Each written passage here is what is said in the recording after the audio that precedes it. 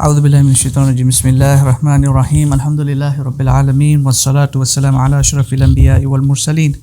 Wa ala alihi wa sahbihi ajma'een. Wa nashhadu an la ilaha illallahu wahdahu la sharika lah. Wa nashhadu anna Muhammadan abduhu wa rasuluhu. Allahumma la ilma lana illa ma 'allamtana innaka antal alimul hakim. Allahumma 'allimna ma yanfa'una wanfa'na bima 'allamtana wa zidna ilma warzuqna fahman nabiyyin wa hifdhal mursalin. اللهم افتح إلينا حكمتك وانشر علينا رحمتك يا ذا الجلال والإكرام وصلى اللهم على سيدنا محمد وعلى آله الكرام ولا حول ولا قوة إلا بالله العلي العظيم ونعوذ بالله من الشيطان الرجيم بسم الله الرحمن الرحيم السلام عليكم ورحمة الله وبركاته and welcome to everyone. Inshallah we'll be starting Ghazali's text today and most likely I will go through given the time.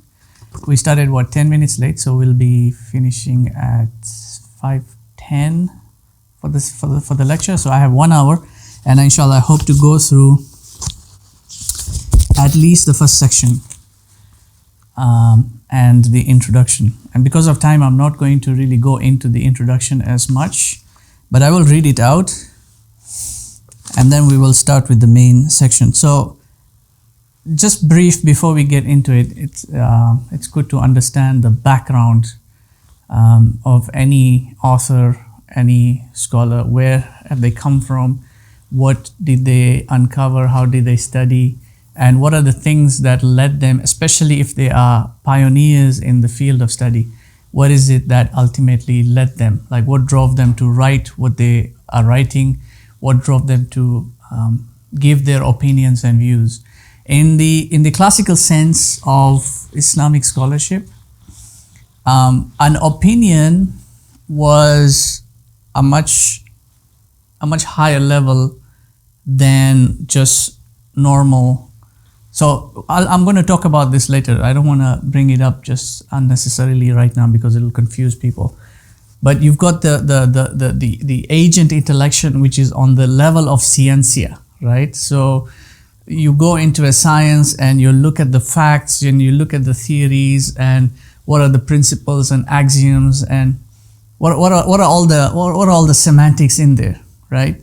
And then once you understand that from a subjective level of understanding and you go into an objective level, on the objective level is when you have now a sort of reasoning that takes place.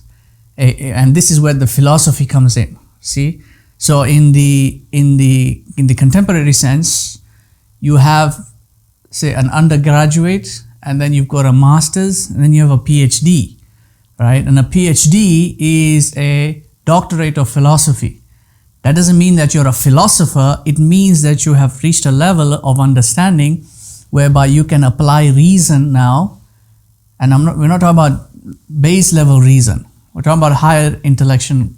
High level reason, so that you can now come up with new ideas and you have the background and the training to be able to produce that. So that's what an opinion is in the Islamic tradition. It's not just whatever anybody thinks. You know, I'm of the opinion that this is like this and I'm of the opinion that that is that. It's not that. An opinion is really at par or at least close enough to a sort of ijtihad, I would say. It's a sort of ijtihad, and that's what an opinion is. That the person has actually gone through the entire process of understanding and has arrived at a junction whereby they can give you, with valid reason and sense, an opinion or a view. And so it's also important to understand the background of the individual. What did they actually go through? What was the process behind it? And Ghazali's process was a real-world experience. For him to write this book was a real-world experience. For him to write the Ihya Ulumuddin was a real-world experience, and he wrote it with all the requisite knowledges that he had studied. So he was a master of logic, he was a master of language, he was a master of the Quranic sciences. He was a little bit weak in his early years, he was a little bit weak in his hadith, and he admits it himself. In his much later years, he focuses more on hadith science. And hadith science, I've always said, this is the most difficult. So if you know of someone who is a muhaddith, that's a person you want to give a high level of respect, because hadith science is really the most difficult. It's the most intense science. He was a master of philosophy. He had studied under Sufi teachers as well, which he eventually started, questioning the practices of that. And he became one of the greatest critiques of Sufism at his age, particularly the kind of Sufism that goes into batiniya, the esotericism, right? And in our contemporary sense, this would be like, and even they were at that time as well, the Ismailiyah, the Ismaili community. They are very much into this sort of esotericism.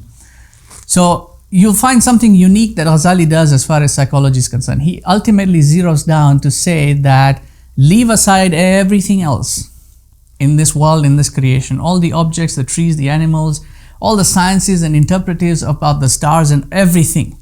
Leave aside all of that. It ultimately boils down to just two. You, the human being, and your creator. That's what it ultimately boils down to. So what is the connection here? Because knowledge is knowing the proper placement of things. That's what knowledge is. Any form of inquiry into nature is inquiring as to a thing, what it is, how it came to be, what is its purpose of being. You see, what is its place among all those? What's your place as an individual in relation to yourself, in relation to other things, and then in relation to your creator? That's it. That's all it boils down to. Everything else has been facilitated to determine this connection. Everything else, the alam and all the sciences that we would derive from the alam are all designed to facilitate this particular thing. Your proper place with yourself, your proper place with others, and then your proper place with your creator. That's it. So Ghazali pinpointed this out and said, now, based on this, we need to reevaluate what are the requisite knowledges that we need as a human being, as Muslims, to determine this connection.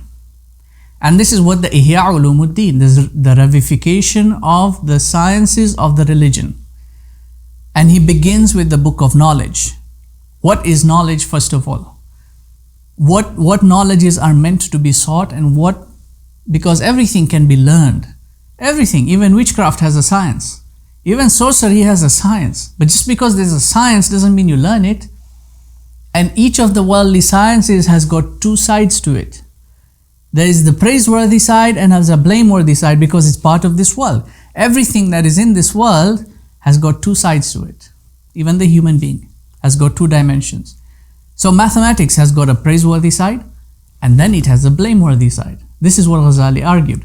And a lot of all these contemporaries, they come up with all these stupid arguments. Oh, if it wasn't because of him, then, we could have advanced in technology, or we would have advanced in science. Al-Ghazali is the one who killed it, He didn't. He actually saved the ummah. And this is why he's recognized as Hujjatul Islam. He's recognized by all this. Even his critics recognize what he did was right, because he saved the ummah to bring the ummah back to this other connection. Instead of focusing on this connection, this outward connection, he said, you're actually here to focus on this inward connection, this connection between you and your Lord, right? So, in doing so, he wanted to examine what is it that makes the human being. Because where exactly is that connection established? And he tried to focus his attention on the fitrah. The human nature. What is a human nature? Because today the term is used, loosely. Anyway, it's human nature. It's human nature. Yeah, it's human nature. This is the arguments of the homosexuals these days is, it's human nature. So why should we conflict our own nature? You see, these are the arguments, but there needs to be a distinguishment here. There is the human nature that is in the bodily aspect, the human nature that is in the soul, and that is divided into two. And then there is human nature insofar as the heart is concerned, and that's your true nature. That's what Ghazali wants to arrive at. that's your true nature. Because if you are looking for joy, if you're looking for happiness, and this is established as an absolute truth in humanity, we are looking for satisfaction, we are looking for contentment. If that's what you're looking for, then he argues that you will only find it because a thing will be content when it is in fulfillment of its true nature. When you fulfill your true nature, that's when you are in contentment. That's another axiom. And this is why those who cannot distinguish this, which nature it is that they're dealing with, they ultimately just give in to whatever nature it is. You know, I desire it, it's part of my nature, so I will fulfill it because it gives me happiness. Undoubtedly, that component that is in you will delight in its nature because that's what it is, that's its nature. It delights in it if you give it to it, right? All of this falls under a very complex and sophisticated thought process that Ghazali went through. It took him a long time, it took him years, it took him he had to really experience it for himself. And he did something unique, and this is part of his journey. And if you examine his life, as you would examine anyone's life, you find that it is only divine providence that enables a person to do the things that their Lord wants them to do, so that they end up not just serving themselves, but serving others down the line. And this is Ghazali, the process that he went through. The fact that he studied philosophy first, and then he was able to distinguish between what is praiseworthy and what is blameworthy of it. And then he started going into this deep inquiry about human nature. Ultimately, what Ghazali did was something unique and unprecedented in scholarship. Because he first and foremost, remember we said that psychology was always studied under philosophy because it regards human thought. Ghazali argued that human thought is not just on the rational level, not just on the outward aspect of it, the brain component. There was another level which is internal, and then there is further than that another level which is spiritual. A level of spiritual intellection is what he also argued. I don't know, the lights have gone off. Okay, they've come back on. So there was another level which was spiritual in intellection. And he said that this is what determines the psychology of the individual, all these three different levels. In the Ihya Ulumuddin, in the first book, in the 7th section, he talks about the intellect. Give that a read. I'm going to touch on that, but I'm not going to go into the book. I'll explain what he talks about in there. So he argued in the sense that if you're talking about philosophy, and philosophy being the thought process, the thinking, right? Socrates said that this wondering is where all philosophy begins and no other place. Because it's the wonder, it is the probing of rational inquiry that enables a person to philosophize. And human thought is the prime of his psychology. His emotions and feelings, those are secondary. The primary are his thoughts. But Ghazali argued that because philosophy at that time was now turning into its own independent institute and was now almost becoming separated from Islam. This is why in the early years, like in the times of Imam Shafi, for example, there was a heavy opposition to theological argumentation or theological discourse, what's known as kalam, right? Because kalam stems from philosophical thinking. It's rationalizing the creed of the religion. And then further you find people like Ibn Taymiyyah are heavy critiques of the philosophers, and Ghazali was also a critique of the philosophers because it was now turning into its own institution. Ghazali said, no, it cannot do that. The Greeks did that, and this is what led them down the drain. Muslims cannot do that. We have to remember that religion, or rather revelation, always sits in judgment over reason. The light of revelation, nurun ala nur, the light of revelation should always sit above the light of reason. The light of reason is a praiseworthy entity, but it is not existential or absolute in its truth. It can go in any direction. It can go astray. It needs to be guided. So Ghazali did this partition of philosophical thinking between what is praiseworthy in terms of philosophical reasoning and what is blameworthy. And then he took that component and placed it under the umbrella of the religion. That's the Ihya Ulumuddin. That is the philosophy of Ghazali, the Ihya Ulumuddin. There are other aspects as well in terms of his political theory and all those things, but comprehensively, the Muslims' thinking has to be placed under the religion. And by doing so, what he ended up also doing was taking psychology, removing it from philosophy and placing it under spirituality. Because he already took philosophy and placed it under religion. So psychology also now falls under that. And this is why if you look at the Kimya, he is taking a completely spiritual approach. He's coming at it from the other side. If you look at Abu Zayd al-Balqi, he's coming at it from the frontal side of it, from the side of treatment, from the side of rectification, from the side of maintaining health. Ghazali is approaching at it from the other side to say this has its vital piece, but ultimately you need to, once you fix this, once you have now understood, okay, I'm having this issue and that issue and this other issue, and then you go through the treatment of it, then what? Do you just assume that it's going back to normal? After that, what do you do? How do you maintain stability? How do you maintain soundness? So that you don't just remain on this level of agent intellection. You are then able to rise to a level of active intellection. And after that, you can rise to a level of spiritual intellection, so that at that point, you can mimic the prophetic intelligence. Not embody it, mimic. I'm going to explain all these four, and I know people can get confused about this, but we'll get to that section and I'll explain what all these four are. So this is, let's get into the text, inshallah, and at least we'll progress. I don't want to take too much time in an introduction. Why are the lights doing this? Okay.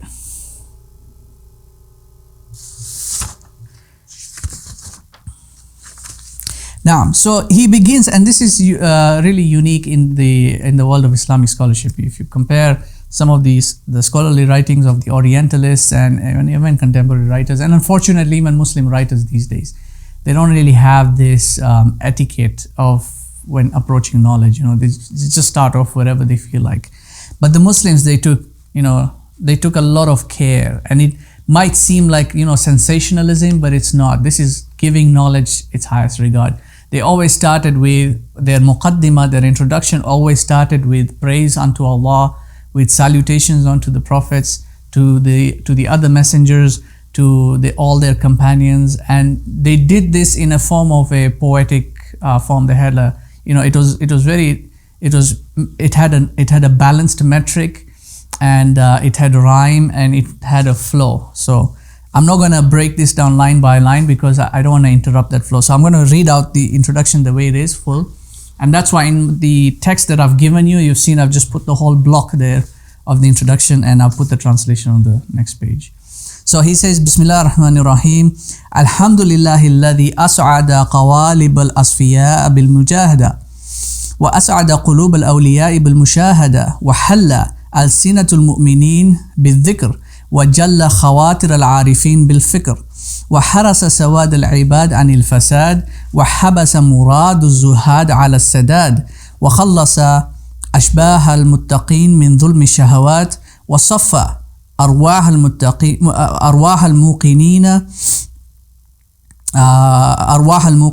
عن ظلم الشبهات وقبل أعمال الأخيار بأداء الصلوات وأيد خصال الأحرار بإسداء الصلات. أحمده حمد من رأى آية قدرته وقوته وشاهد شواهد من فردانياته ووحدانيته وطرق طوارق سره وبره وقطف ثمار معرفته من شجر مجده وجوده وأشكره شكرا من اخترق واغترف من نهر فضله وإفضاله وأؤمن به إيمان من آمن كتابه وخطابه وأنبيائه وأصفيائه ووعده ووعيده وثوابه وعقابه وأشهد أن لا إله إلا الله وحده لا شريك له وأشهد أن محمدا عبده ورسوله بعثه لأصلاب الفسقة والفجرة قاسمة وليعرى الجاهدين والمارقين فاسمة ولباغي الشك والشرك قاهرة وأتباع الحق والإحسان ناصرة فصلوات الله عليه وعلى آله وأصحابه أجمعين. So he says, all praise is due to Allah, who elevates the bodies of those who have been purified with struggle, the purified ones with struggle. So the idea that purification is just a matter of, if you sit and do tasbih or something like that is completely obnoxious. The deen, the way it has been structured from an outward struggle into an inward struggle. It's perseverance, and through that perseverance is how purification is achieved. And so if Allah subhanahu wa ta'ala subjects unto you a struggle in your practice, know that He has chosen you for a fulfillment of this divine right that He has granted the human being, the chance to purify themselves, and engendered happiness in the hearts of the saints with witnessing, bil mushahada. It is the witnessing of the heart, not the eyes, not the physical sight. It is the witnessing of the hearts, and implying here that the heart is able to see not God Himself, but the divine presence, God's presence, which takes you back to that pre-worldly fitra state. When He asked each and every one, we'll come to that ayah as well, Alastu bi rabbikum bala shahidna. We witness. You see, it's a witnessing of the heart. And this is what the awliya are. The awliya are not some Sufi with a green turban sitting there saying, I can see the jinn in the air. That's not awliya. I don't know what he's doing. The awliya are those who are able to see the presence of Allah subhanahu wa ta'ala in all aspects of His creation. If you are sitting there and watching a cat drink water from a puddle, then you know that is the rahmah He has given to that cat. That's what you are seeing. You're observing the rahmah of Allah. You're seeing the traces of His mercy in all of creation. That's what witnessing the divine presence is. And through that you're able to see His majesty and His beauty in it. And ornamented the tongues of the believers with remembrance. This dhikr, I just mentioned the tasbih. It's not the dhikr of tasbih. The tasbih is just a facilitator. It's just a ritual. It's a rite. And it's not even a compulsory rite. It's not obligatory. It's a voluntary rite. Rite meaning R-I-T-E, not rite, like rite and ritual. Right? It's not the thing. That's not dhikr. That's just a facilitator. True dhikr is what goes with it in the heart. Because you can be sitting there doing Allah subhanallah, alhamdulillah, wa la ilaha, just passively, but it's not really affecting you. Your lips are moving, but your heart is not in it. You see, true dhikr is which is done by the heart in association with what you're practicing in the outward. And cleared the thoughts of the Gnostics, al-arifin, bil fikr. Is that what he says? Yes, bil fikr. And fikr here is deep meditation, deep thought. Because ultimately, knowledge is not about knowing all the forms and the semantics and the equations and all that. That's not knowledge. That's information you're grasping. True knowledge comes now when you start reflecting on that, giving it deep thought. This is why the Quran tells you, أَفَلَا يَتَدَبَّرُونَ الْقُرْآنَ. Are they not going to reflect on the Quran? Or are their hearts locked? Are there seals on their hearts? You see, because you can know how to recite the Quran. You can do it beautifully. I've heard some of these guys, they go across the borders with recitation of the Quran, in my view, in certain aspects. Really, they end up going into these strange melodies and elongated whatevers that have got nothing to do with the actual qira'ah of the Quran. But anyway, leaving that aside, you can do all that. You can master the harf right down to its pristine, its most immaculate pronunciation. You can do that. You can read all the books of tafsir. You can know all the sciences that are related to that. But ultimately, Did you understand it?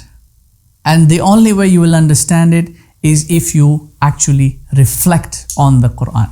If you reflect on it. This is why Allah subhanahu wa ta'ala says, are you not going to reflect? Are they not going to reflect? أَفَلَا يَتَدَبَّرُونَ الْقُرْآنَ.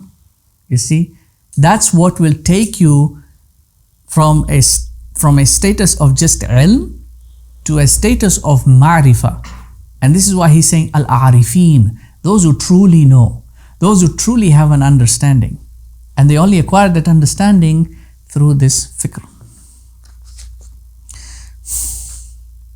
And protected the vast majority of his servants from corruption, and constrained the people of chastity in what was right and upright, and saves the people of piety from the oppression of their desires, and purifies the spirits of the people of certainty from the injustice of doubtful matters, and accepts the deeds of righteous people through their prayers, and helps the virtues of free people by giving them a connection to him. If he gives you a connection to him, then know that he has seen for you success, or he wants for you success. The Prophet ﷺ said, the one for whom Allah intends khair, he gives him an understanding of the deen. Not knowledge of the fiqh. Oh, now he's suddenly able to master Hanafi and Maliki and Shafi and all that. An understanding of the deen. What does the deen really mean? What is it that your Lord is expecting from you? If he intends khair for you, he will give you understanding of the deen. See? I praise in the praise of one who sees the signs of his power and strength, and witness the witnessing of his uniqueness and his unity, and the one who has traversed the paths of his secrets and his righteousness, and has picked the fruits of his knowledge from the tree of his glory and his generosity. And I thank him the thanking of one who has forged and drunk from the river of his bounty and generosity. And I believe in him the belief of one who believes in his book and his speech and his prophets and the pure ones and his promise and his admonition and his reward and his punishment. And I testify that there is none worthy of worship save him, and that I testify, save him, the one unassociated, and I testify that Muhammad is his messenger, his servant and his messenger, the one who was sent to the children of the wretched and the profligates as one who straightens them, and to bear the ingrate and the apostate, the atheist and the nihilist, and to the transgressor to uncover these, because they shroud themselves. That's kufr, you see, they shroud themselves, they cover up the truth. Oh, there is no God. Okay, what's your argument? Oh, like this and like that and like this and like that. You see, but then the message of Islam was sent to uncover that. And these debates, you can see them going way back. Imam Abu Hanifa, he used to debate with these atheists, and he used to lay waste on them. Even some of them, just on pure reason, he used to destroy them. Alright? Because that's the truth, and only truth can uncover falsehood. And to the transgressor with doubt and shirk, the transgressor who has doubt and shirk with compulsion, and for those who follow the truth and virtue with victory, may the blessing of Allah be upon him and his family and all of his noble companions. And so he begins the first section, Faslu fi ma'rifatin nafs, section or chapter on the knowing of the self. And so he starts, "Ilam anna miftaha ma'rifatullahi ta'ala huwa ma'rifatun nafs, kama qala subhanahu wa ta'ala, sanurihim ayatina fil afaqi wa fi anfusihim hatta yatabayyana lahum annahu al-haq." You know that the key to knowing Allah subhanahu wa ta'ala, to true knowing, ma'rifah, the key to knowing Allah subhanahu wa ta'ala is in knowing the self, is in knowing yourself. As Allah subhanahu wa ta'ala has said, we will show them our signs in the horizons and in themselves, And this word أنفسهم can take both meanings of themselves and their selves as well. It can take the designative and it can take the possessive as well. So in themselves, meaning in their selves, in their souls, these signs will begin to manifest until it becomes clear to them that it is the truth, that the speech of your Lord is the truth. And this is the metaphor here, the allegory here, because the ufuq is the meeting place بين السماء والأرض, between the mulk, because this is the mulk, this sharil, this jism of mine and your body, this is mulkiya, is part of the mulk. And then you have a ruh, which is from alam al-arwah, it's from the realm of the spirit or the spiritual realms. But then as a principle, and people, they still debate this. This is what I understand, or this is my understanding from what I have learned, that the spirit cannot combine with the material. These are two distinct, it's like oil and water, you can't mix the two. But you can use something in between the two to sort of blend, to sort of merge them, like an emulsifier or a catalyst, to blend the two together. This component that is in the in-between, this is the soul. Because the soul is in one aspect of the material realm and then in the other aspect of the spiritual realms.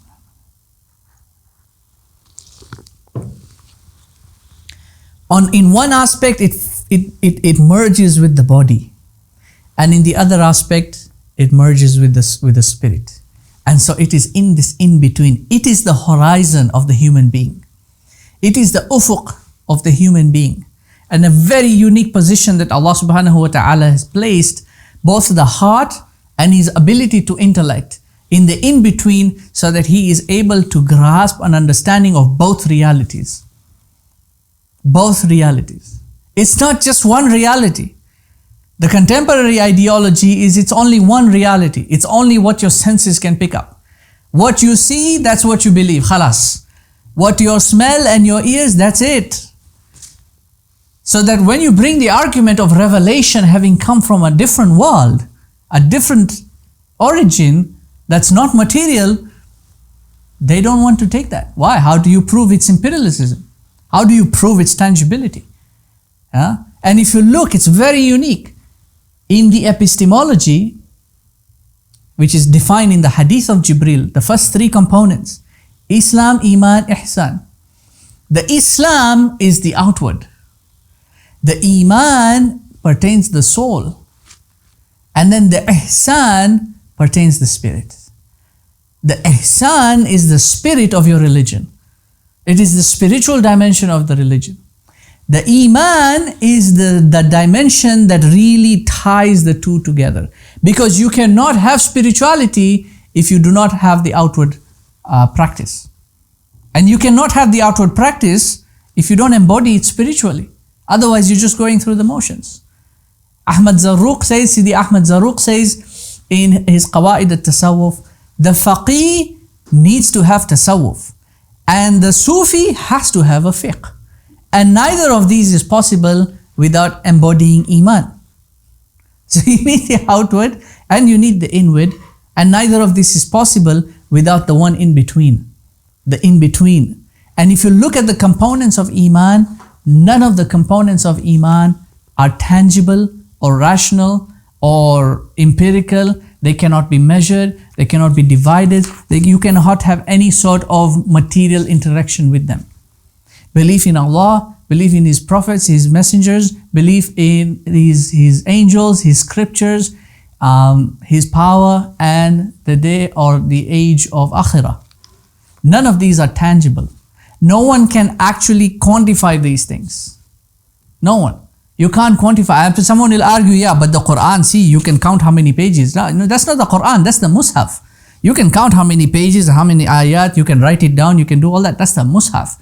But the Quran, which is the essence of it, the ordainment, the speech of Allah, you can't quantify that.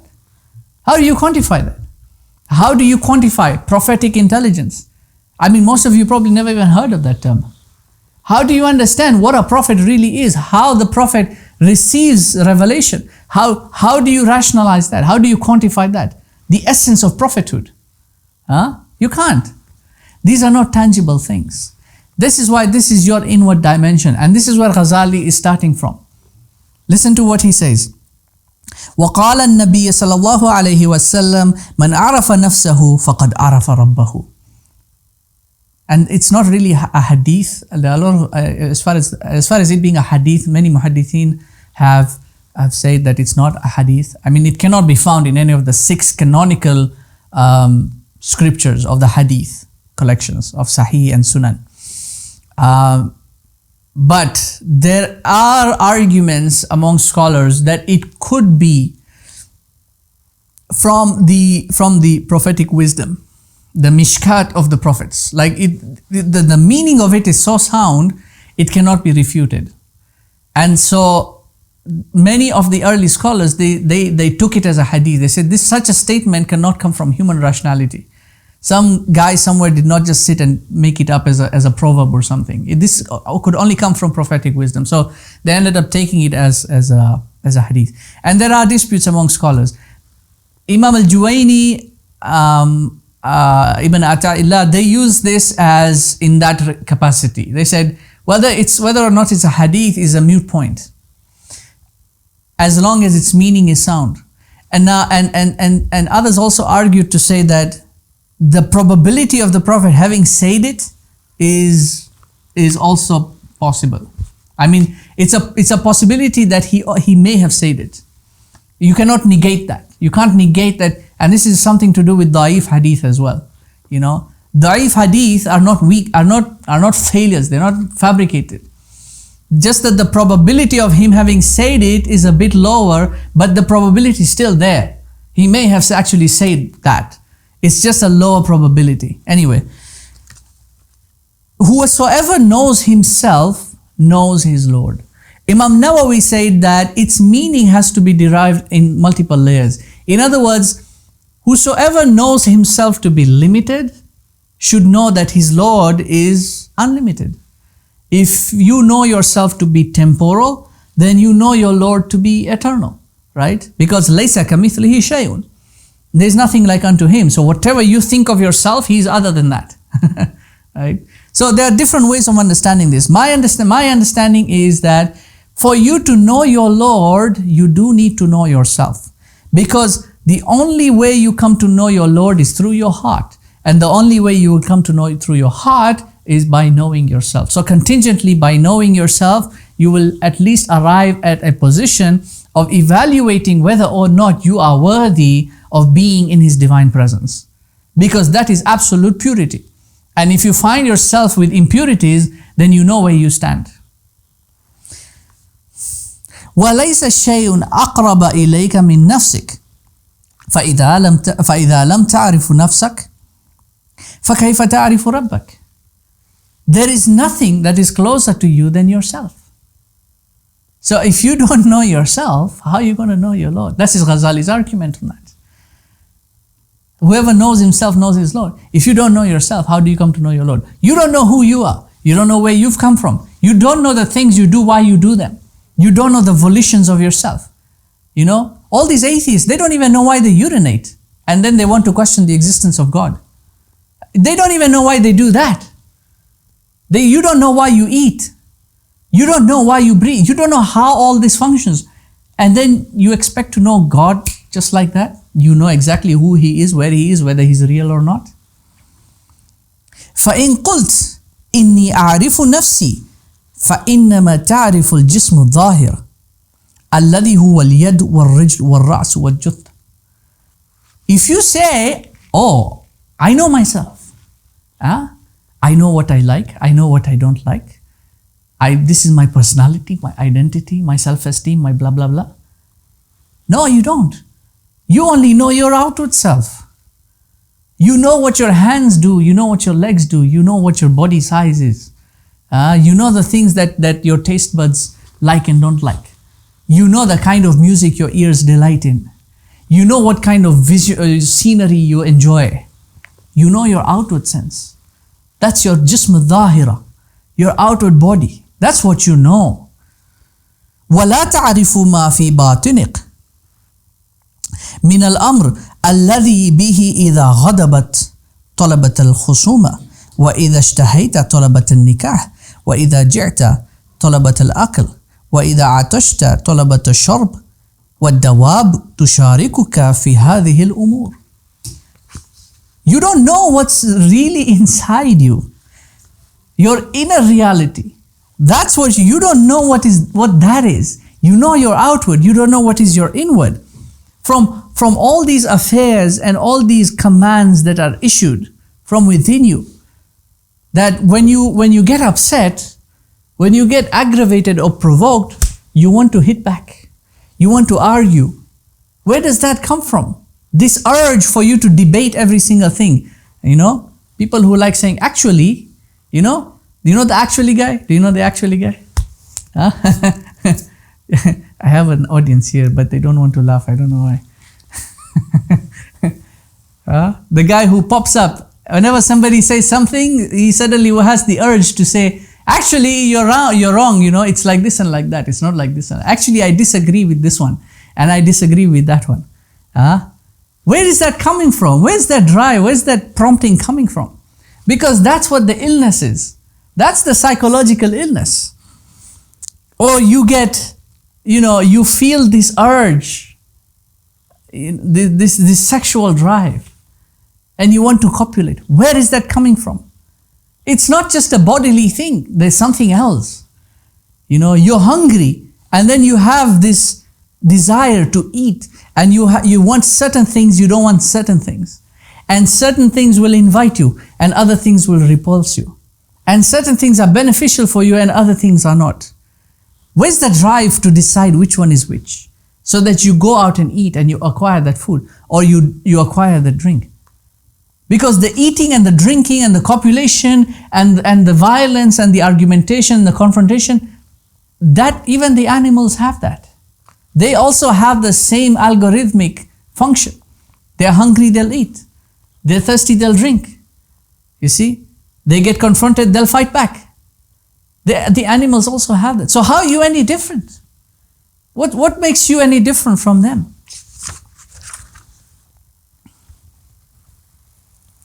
فالواجب عليك أن تعرف نفسك بالحقيقة حتى تدرك أو تدري in another رواية حتى تدرك أي شيء أنت ومن أين جئت إلى هذا المكان ولأي شيء خلقت وبأي شيء سعادتك وبأي شيء شقاؤك.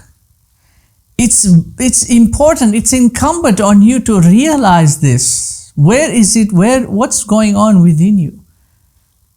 What's your inner self in reality? Yeah, you can look at the body and come to all sorts of conclusions as far as the body is concerned. But what about your inner reality? There's got to be more than just eating and drinking and sleeping, getting up, going to work, buying a cup of coffee along the way, meeting with your friends, Facebook a little bit here, Twitter a little bit there, come home, watch TV, go back to sleep, repeat. There's got to be more than that, isn't there? This is something that everybody ultimately in their lives, they end up questioning this. There's got to be more to life than just this. Yes, there is. And it's incumbent upon you to figure that out, to know yourself in its reality, so that you come to realize, who are you? Where have you come from? Where are you going? What is it that will bring you this felicity and contentment you're looking for? And likewise, which is it that is also going to cause you damnation?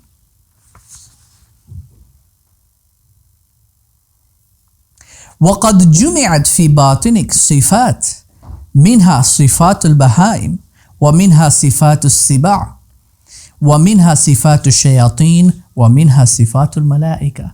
And collected now within you are 4 qualities. The qualities of the beasts or bestial or ruminant qualities. The qualities of the predators, predatory qualities. The qualities of the demons or demonic qualities, they're in you. Even if you are born in the most pious family ever known to walk the earth, they are still in you. The Prophet ﷺ, when Aisha got upset, he asked her, Did your ataki shaytanuki? Did your demon come to you? Did your shaitan come to you? Everyone has one. And then there are also angelic qualities in you. All these 4 faculties are in you. These qualities have been assembled in you. And we've got charts, inshallah. When we come to the different sections, I will show you. I made my own flow charts to just help you understand the classifications of all these 4. This is he's just giving you like a segue into the main text. فَالرُّوحُ حَقِيقَةُ جَوْهَرِكَ وَغَيْرُهَا غَرِيبٌ مِنْكَ وَعَارِيَةٌ عِنْدَكَ. The spirit, the ruh, is the reality, or is the reality of your essence. Meaning, your true reality is a spiritual essence. That's your true reality. It's not a material reality. You are not a material entity. And this is the sickness that the modern world is trying to spread out in all directions to everyone. That this is it. And it makes you completely as a complete insignificant entity. They try to make you insignificant, that you have got no correlation to reality at all. You're just some random particle that evolved over time. Let's say 200, 300 billion, whatever years. Somehow this one collided with that one, and then this one came to this one, and then that one happened just like this. And then this one became a monkey, and then the monkey became a gorilla, and then from the gorilla, here you are now, the human being, playing Angry Birds on your iPad. This is the human being today. Useless, insignificant, has got no other purpose. Here to entertain and be entertained. And then this cycle, this group finishes and goes, and then the next group comes in and does the same thing or a little bit more, and so on and so forth, until some big collision somewhere will take place, wipe out everything, khalas, end of story. Or we might end up going to a different planet and setting up a different colony here. This is where the thought process of the modern world is. You see, everything for them is this outward reality. No. I mean, you have to think, all of humanity, before all these geniuses of the modern age with all their Nobel prizes and everything came up, all of humanity was deluded into thinking that there's a spiritual reality. It's you now, people who went to Harvard and graduated with degrees now, you are the ones who have the most profound knowledge to say that there is no such thing as a spiritual essence of the human being. We're just material entities. And they expect us to believe that stupidity. Subhanallah. Your true reality is your essence. And anything other than that is alienated from you. Anything other than the spirit is alienated from you. It's just been loaned to you. Your true reality is a spiritual reality.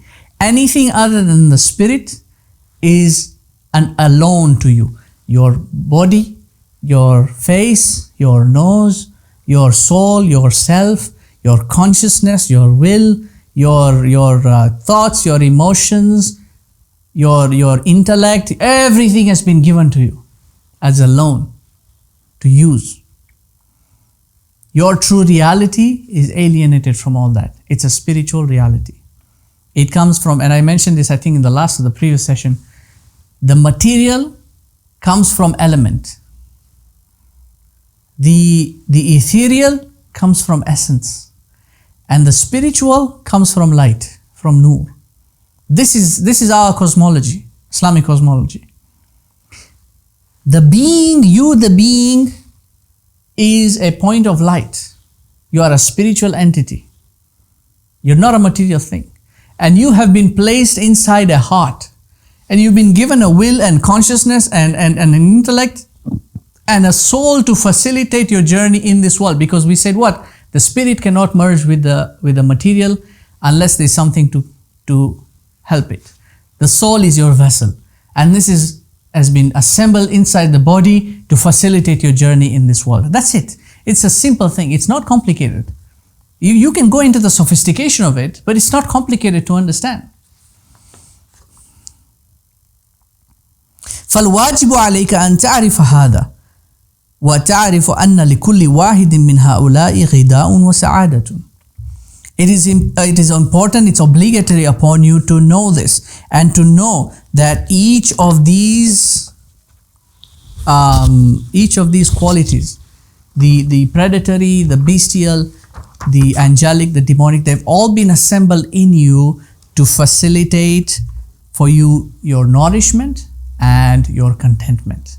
They have nourishment, sustenance of the body and the soul, and they have got a delight, because food and tasting with the food has got its delight. You see, seeing beauty and majesty of Allah subhanahu wa ta'ala in His creation has its delight. So it's there, it has its joy and it has its sustenance. فإن سعادة البهائم في الأكل والشرب والنوم والنكاح فإن كنت منهم فاجتهد في أعمال الجوف والفرج. The delight of the beasts, the ruminant quality, the delight of that is in food and drinking and sleeping and copulating, in the bodily functions. So if you think that you're one of those and that's where you find your contentment, then strive and struggle in the works of the stomach and the genitals. Focus all your attention on that, and that's where the majority of mankind is today. That's where, look, those of you who are on social media, look at all these things that keep popping up. People eating different kinds of food, and all this. It's so disgusting when you see them. It's a gross disrespect to the nourishment that Allah subhanahu wa ta'ala. But look at how they behave. You see, this is where they are, and in all their sexual appetites. وَسَعَادَةُ السِّبَاعِ فِي الضَّرْبِ وَالْفِتْكِ. And the delight of the predators is in argumentation and confrontation and hostility and violence. People have this urge, oh, I have to say it, I have to give it back, I have to put the other person in their place. Most of them, they do it without even thinking. They just start arguing. All these Facebook commenters, they start arguing, start debating. No, it's like this, no, it's like that. Most people, they don't even understand when they go out to protest, why they're protesting. They don't know why. They don't know why they're out on the streets protesting, whatever they might be protesting. I'm speaking this now on a communal level. They don't know why they're doing that. They don't know who it is that even instigated it. They have no idea, they have no knowledge of anything. Oh, there's protest, let's go and do it.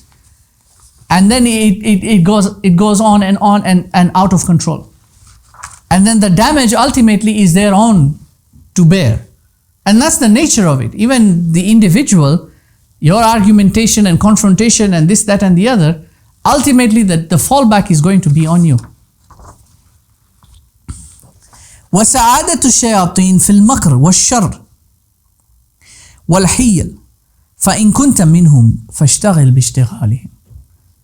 The delight of the demons is in cunningness, in shrewdness, in strategy, in deceit, in deception, plotting and planning. Let's do this, let's do that. The politics. This is why politics is. If you look at Iqbal's, what is it titled? Shikwa. Is it titled Shikwa? Does anyone know the title of that poem? Anyone online even? The complaint that he makes, and it's a two-part poem. I don't remember the Urdu title very well. It's a two-part poem. In one, he talked, and his main complaint is, yes, Shikwa, that's right. Thank you. His main complaint was democracy. Jawab-e-Shikwa, exactly. Thank you again. So there's Shikwa and then there's Jawab-e-Shikwa. There's a response to it, right? It's a two-part poem. But his main complaint was democracy. He said that this is what the devil has applied. And this is where most people are engaged in. And it's not just talking in terms of the state and rulership. Even in the household, even in the home, it's politics.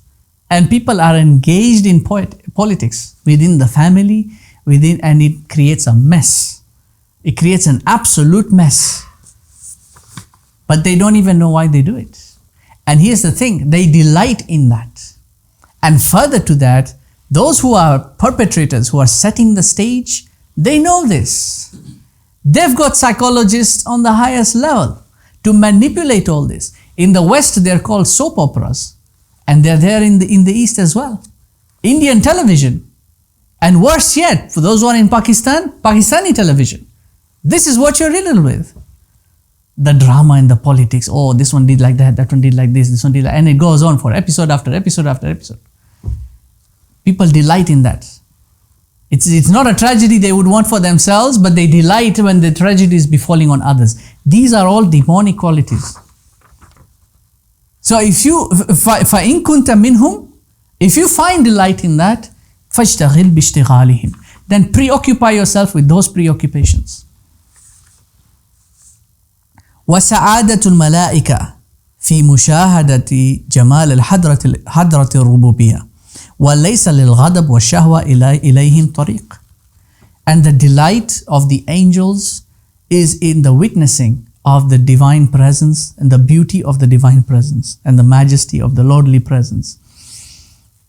And the irascible nature and the concupiscent nature is not from their ways. Remember what they asked Allah subhanahu wa ta'ala. When He says, إِنِّي جَاعِلٌ فِي الْأَرْضِ خَلِيفَةً, what did they say?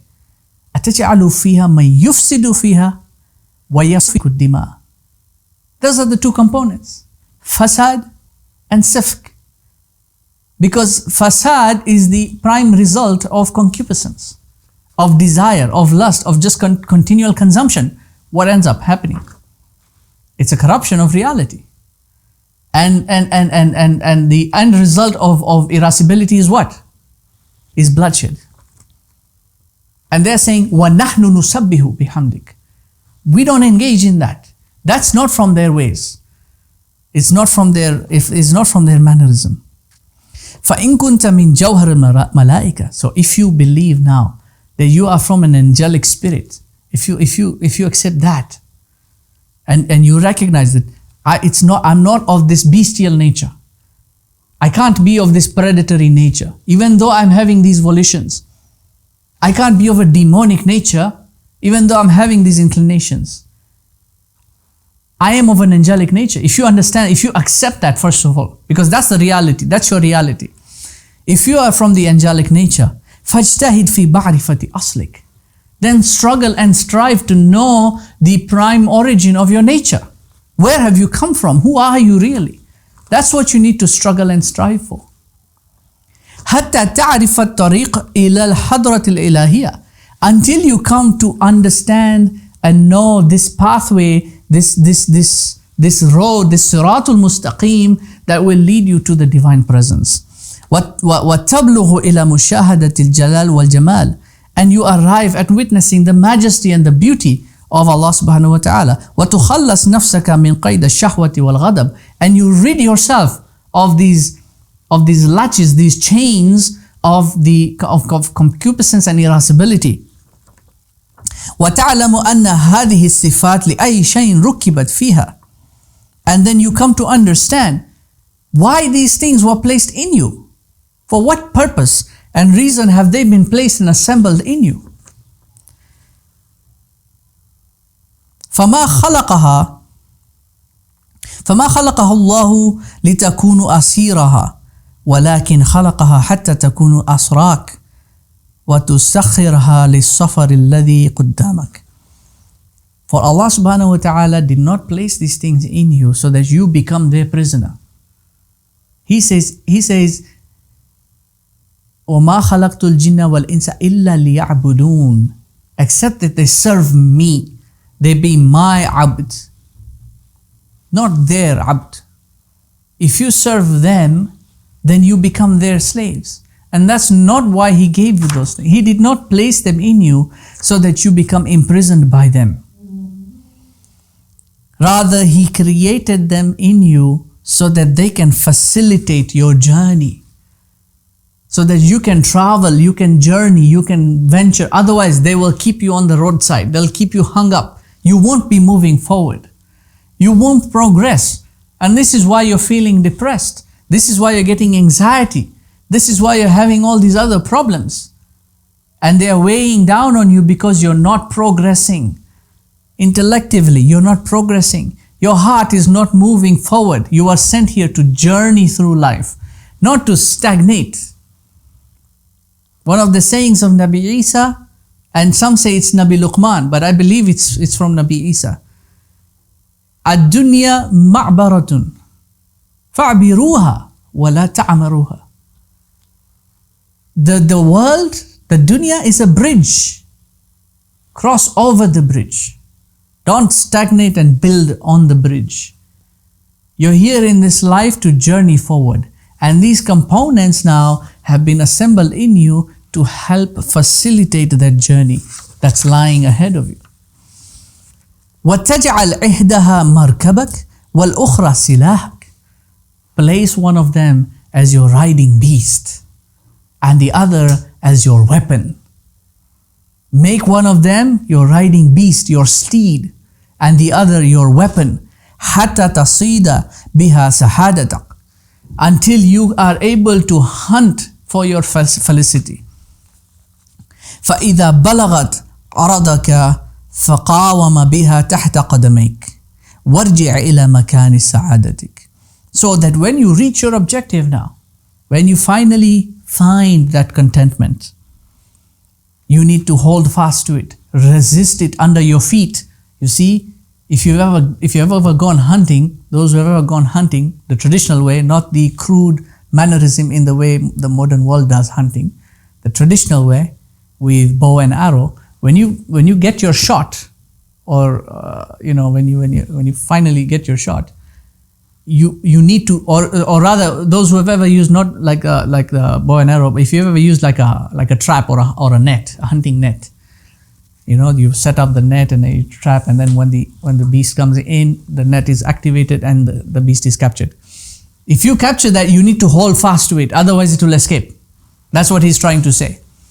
It's going to escape. It's gonna, you need to hold fast and resist it under your feet. When you finally capture your objective, you need to hold fast to it. Otherwise it will escape, and you need to maintain that hold so that you can return back to your state of felicity and contentment. وَذَلِكَ الْمَكَانِ قَرَارُ خَوَاصِ الْحَضْرَةِ الْإِلَهِيَّةِ وَقَرَارَ الْعَوَامِ دَرَجَاتُ الْجَنَّةِ. This is the destination, that is the resolution of the elect of the Divine Presence. The elect of the Divine Presence. And as for the awam, the common, for them is the degrees of paradise. This is important to understand, because you've got two paths. You have got the path of sanctification, and then you have the path of salvation. Most people only take on the path of salvation. Just do the bare minimum. And what he's saying is that yes, you can do the bare minimum as long as you're sincere in your pursuit. You see, as long as you're sincere. And sincerity, ikhlas, Imam al-Nawawi gives a very brilliant breakdown in his commentary of his own 40 hadith collection. As long in the first hadith, there are three essential levels of ikhlas, of sincerity. The first level is the abd. He is the one who is sincere out of fear of the punishment. Because there are only two things that motivate people. Fear, punishment. Carrot and stick. Punishment and reward. Punishment and reward, the stick and the carrot. Those are the only things that psychologically motivate people on the basic level, on the subsistent level. So the first one is the abd. He does it out of fear of the punishment. I don't want to be thrown into the fire, therefore I'm going to wake up and pray, and I'm going to do this, and I'm going to do that, and I'm going to do that to the letter. The second level, this is the tujar. He is the one who is doing it for the reward. He is the one with the calculator. If you recite alif, you get 10,000. If you recite lam, you get another 10,000. If you recite mim, you get 10,000. So that means I'll get 30,000. That's a tujar. Really, there's people who actually do that. They'll sit there with a calculator and do a proper hisab of everything. The Prophet said, if you do this 30 times, you will get that much. And if you do it like this, and you'll get that much. And if that's that person. But still sincere in his pursuit. You see, he wants the reward, and he does it for the reward. For those two categories, are the ranks, the degrees of paradise, darajatul Jannah. You see, depending on each one and his amal and Allah's judgment upon it, they will get their varied degrees. But then there is the third level of ikhlas. And this is the individual who does it just for the sake of pleasing his Lord. That's the sincere individual at that level. Just for the sake of pleasing his Lord. He does it whether there was Jannah or Jahannam, whether it was there or not. He does it only for that sake. That's the path of sanctification. What Ghazali is trying to tell you here, don't get stuck on that level. Because you are not sent here to remain on that level and do the bare minimum, so that then you can go out and do your business and do your this and do your that and play your games and do everything else. That's not what you were sent here to do. You are sent here لِنَبْلُوَهُمْ أَيُّهُمْ أَحْسَنُ عَمَلًا, to know which one of them is the best in action. Not just the subsistent actions. Best in action. Are you going to be among those who are just there? Fine, you'll get your reward if you are sincere in your action. But Allah subhanahu wa ta'ala wants those who are closer to Him and who are striving to reach closer to Him. That is the thing that will give you true contentment. That. Striving towards that destination is what will give you true contentment. Because once you set that as your focus, everything else becomes a moot point. This is the Prophet ﷺ flying across the heavens and the earth. All the 7 heavens. I mean, he's not just seeing the stars and the planets and all those. He's seeing what overlays that 7 times over. All that beautiful, all that marvel, things that we cannot even conceive of. And yet he is not looking at any of those. مَا زَاغَ الْبَصَرُ. His gaze does not falter. He knows exactly what his destination is, what he wants to achieve at. That's the rank that every individual should be striving for.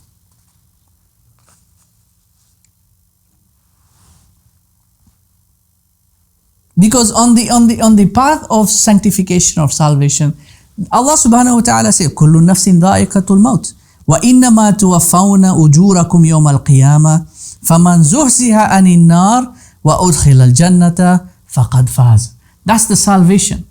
The one who has successfully avoided the fire and has entered into Jannah has succeeded. That's the base level. وَمَا الْحَيَاةُ الدُّنْيَا إِلَّا مَتَاعُ الْغُرُورِ. And not is the life of this world, but it's just frivolous enjoyment. فتحتاج إلى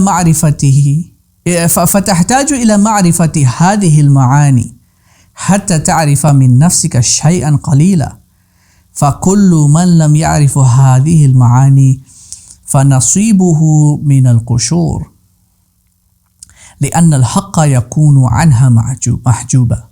It is very important, it is very vital that you understand what is meant by this. Because as I just explained right now, I've met a lot of people who tell me, why do I need to do all that? I'm doing fine. As long as I'm doing my ibadah. Well, why do I need to study this and why do I need to do that? And why do I need to go for this course? I'm doing the basic stuff, I'm fine. See, this is where, you're not unlocking your true potential as a human being.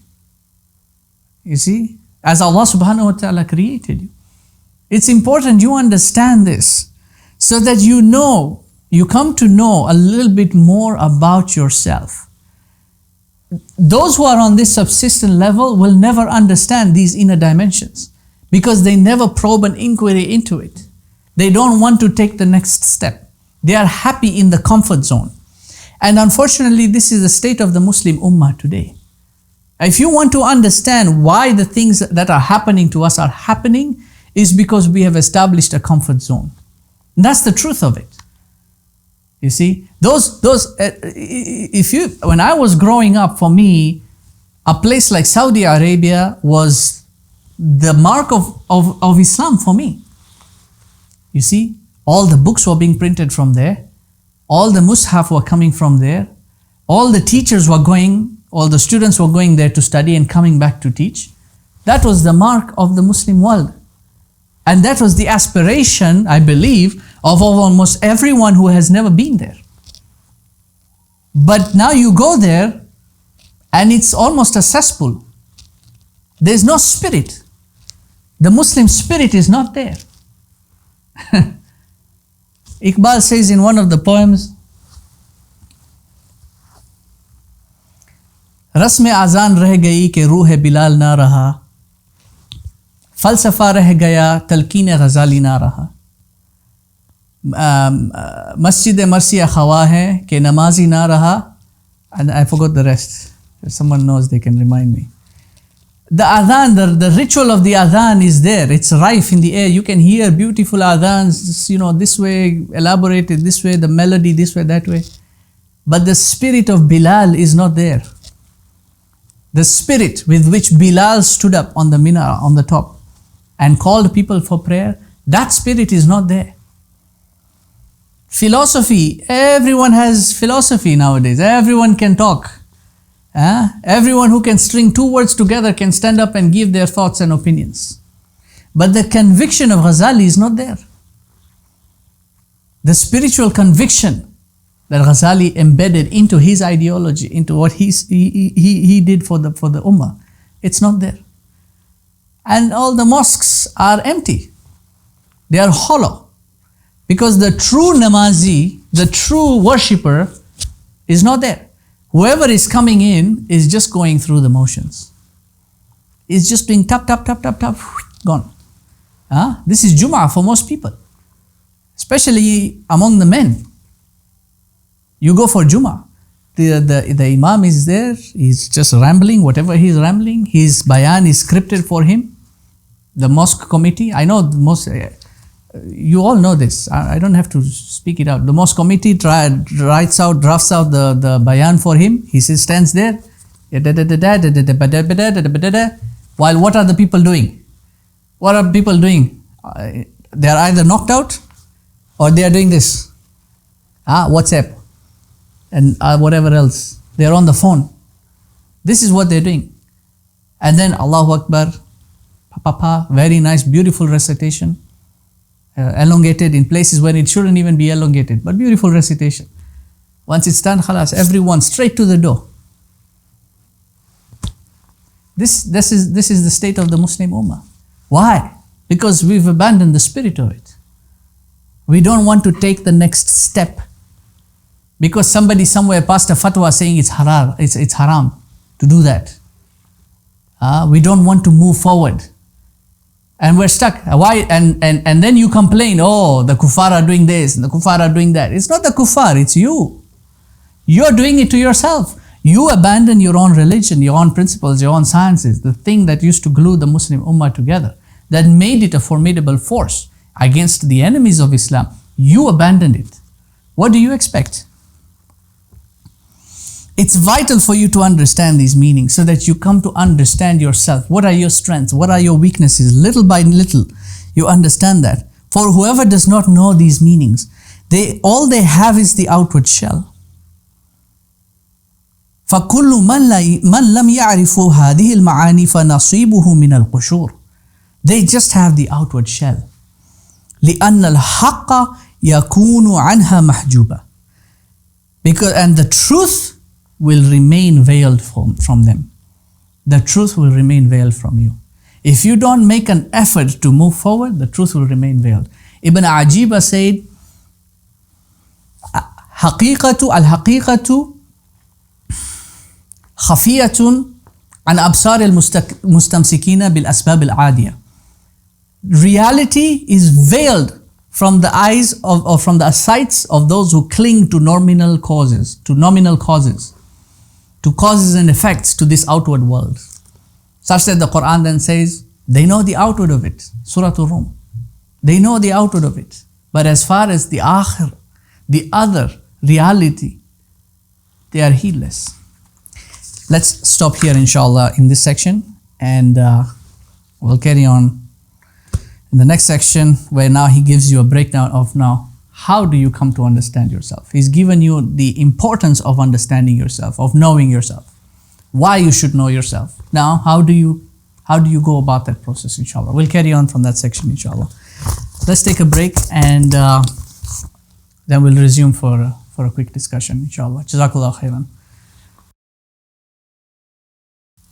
AbuBilaal Yakub. Bismillahirrahmanirrahim. Alhamdulillah. Okay. Now, questions, answers, comments, discussions, thoughts, anything?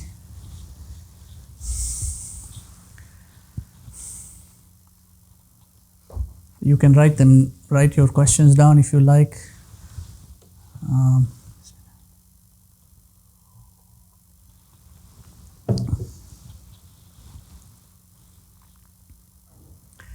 Okay, no questions. Everyone is quiet.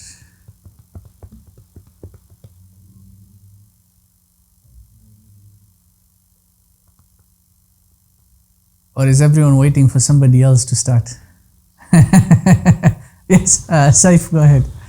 Okay, I'll have to start. No.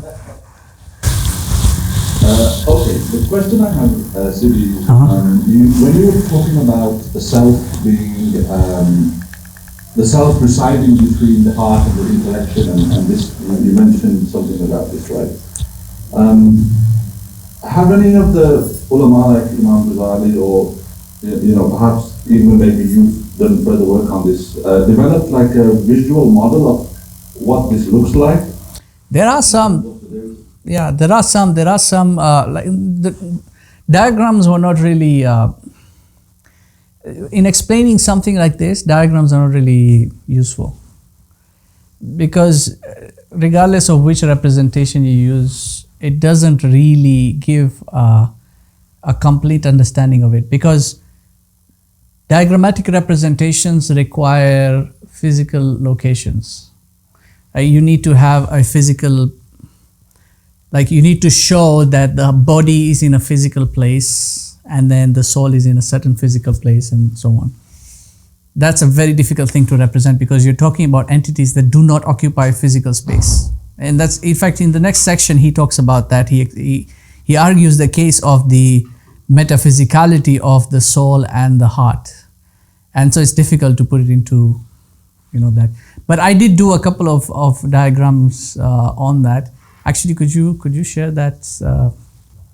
Could you share that just briefly? You can just, while they're working it out. I had done something just as a visual representation, and I was going to show this later on when we come to a different section. But I'll just, for the sake of it, maybe we can take a quick look at it right now while everyone else is coming up with their questions. Also, I mean, I guess from a positional perspective, I understand what you're saying. It's there in the corner.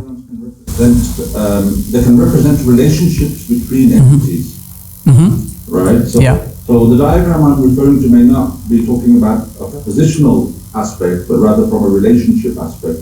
So what's the relationship of anger as a feeling, for example, or as an emotion to a different component of our psyche? Oh, sorry, come again? So for example, in the case of anger, it's a feeling or an emotion. Yeah. Right? Where does it start from? Where does it emanate from? Which part of the psyche does it emanate? Okay. Which part of the psyche can it affect? Okay. This is like a relationship perspective rather than a positional perspective. Yeah. I understand. Yeah. Just share the fourth. You have to share the screen on that, I think, for them.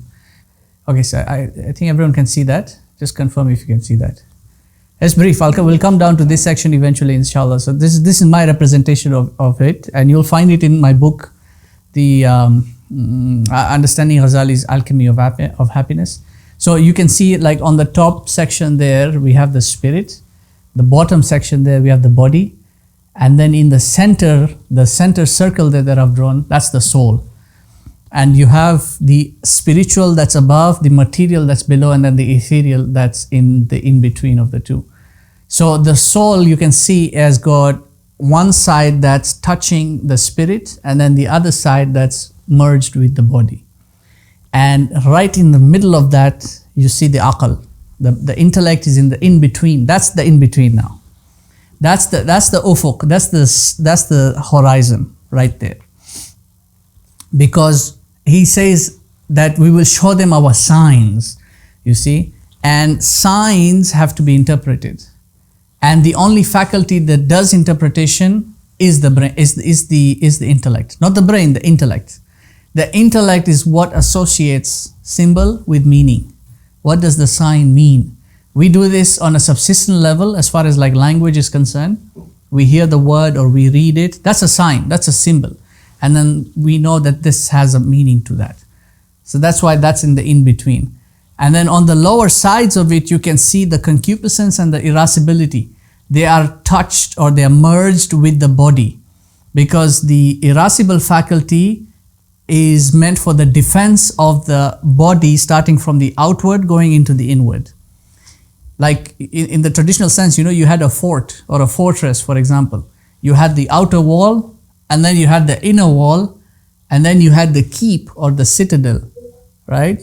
So the outer wall is like your body, your inner wall is like your soul, and then your citadel is like the heart. So the irascible faculty are those soldiers who are on the front line. They are right out there, and their job is to defend from that coming inward. The irascible, that's the irascible. The concupiscent faculty is the faculty that brings the provision for the body and the soul. So food, for example, the concupiscent faculty is the one that recognizes, as part of the soul, is the one that recognizes that food is required, and it is the one that desires to eat. The appetite. Appetite has got nothing to do with your stomach. Your stomach doesn't feel appetite. Your brain doesn't feel appetite. It's this faculty, which is a concupiscent faculty, that recognizes appetite and then wants to eat. You see, if this is depleted, and we're going to talk about this later on also, what does it mean when it's inflamed, when it's depleted? So if it's depleted, for example, even though your body needs the food, your stomach is banging, you know, you can feel the pain, but then you don't have an appetite to eat. The appetite is not there. That means the concupiscent faculty is depleted. And both of these, the irascible and the concupiscent, they have got only one channel going to the heart. The heart is the ultimate decision maker. The will is in the heart. The consciousness is in the heart. The higher levels of intellection and the higher emotions. So the irascible and the concupiscent are the lower emotions. That's why you have your anger, and that's why it's called ghadab, because ghadab, in the hierarchy of emotions, ghadab is the lowest, anger is the lowest, love is the highest. Love meaning transcendental love, mawadda. Ishq and hub are like somewhere in between that. They are still higher, but they're somewhere in between. You see, so you have like a spectrum. The lowest is the ghadab. That's why it's right there. Higher intellection and higher emotions are in the heart. And the only channel, the only connection that you have as the being, because now you are the being, you are also in the heart. You've been placed in the heart. The only connection you have with the body and the senses and your appetites and your all these things is via the intellect. Everything has got a rational process to it, has got an algorithmic function to it, has got a logic to its comprehension. It's via that channel. You see, so this is just briefly to answer like Saif's question about what's the correlation in this, if you want to visually understand it. When we come to the section, I will expand deeper on this. You will understand it better. I've just skimmed through all the components for now.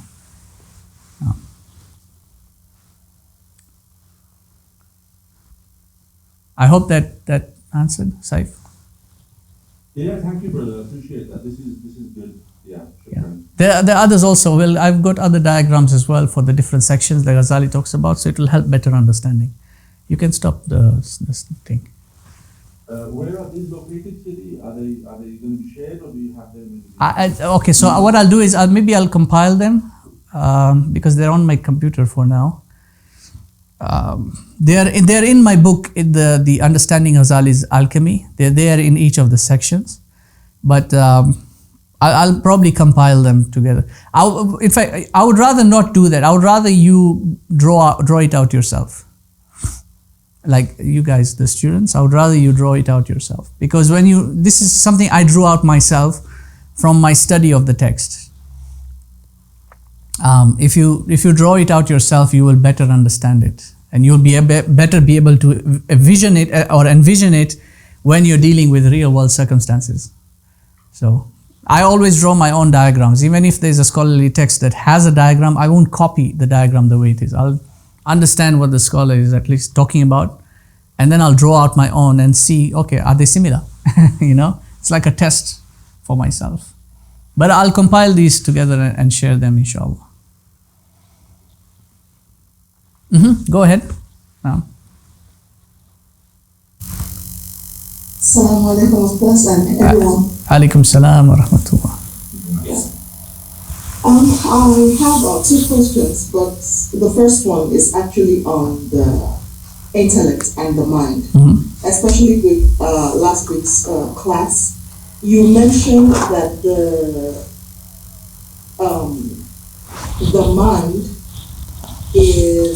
mind has access to the brain, and the brain accesses the senses which receive information from the environment. Okay, and then the brain is an instrument of the heart which interprets what it gets from the brain that receives things from the senses and then forwards it or delivers it to the brain, and the brain now makes a decision. No, it's the other way around. If you want to represent it linearly, you would start with, let's say, senses, and then the brain, and then the intellect, and then the heart. So things are happening out there, right?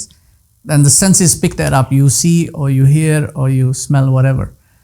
And that is raw data. That's raw information, to use contemporary terms. That's raw data.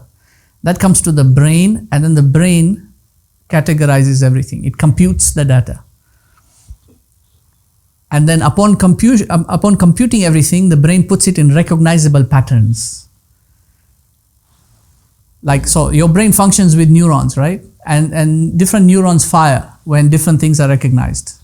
So that color is visualized, or form or shape is visualized, or sound amplitude, wavelength is visualized, it puts everything in categorization so that the aql now, the mind, can access that. The mind cannot deal with raw data. The mind needs a complete symbol. A complete symbol and a pattern or an algorithm is a complete symbol. This, then that. You see, the mind is logical. It needs that flow. Otherwise, it perceives it as irrational or illogical, and it rejects. For it to accept, it has to have a certain set logic to it. The shape has to be defined. The color has to be defined. Otherwise, you will be confused. Is it this or is it that? See, you will start probing this inquiry. When the mind has seen that computed information now, the mind associates symbols to that computed information, and on this side is the symbol. The symbol is towards the brain side, the material side, and the meaning is towards the side of the heart. So the mind associates the two. Okay, so this symbol means that, and then this means this, and this means that, which means, and this is the logic of the mind, if this and this and this is this, that means that this is that. And it takes that conclusion and then forwards it to the heart. And so the vice versa of it is also true. The heart wants to make a decision. The decision will come to the aql. The aql is going to access the brain and say, we need to say A, B, C, D. So the brain will activate the speech component and then activate the tongue. So this is what you would call on the outward side sensory motor actuation, or senses and actuation, sense and actuation.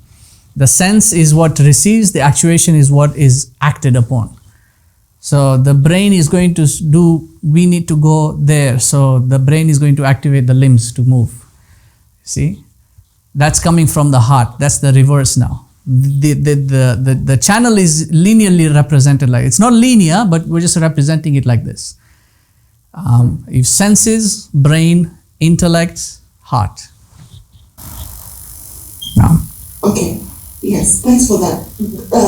Now, having said that, I'm still a bit unclear in regards to the mind and the intellect.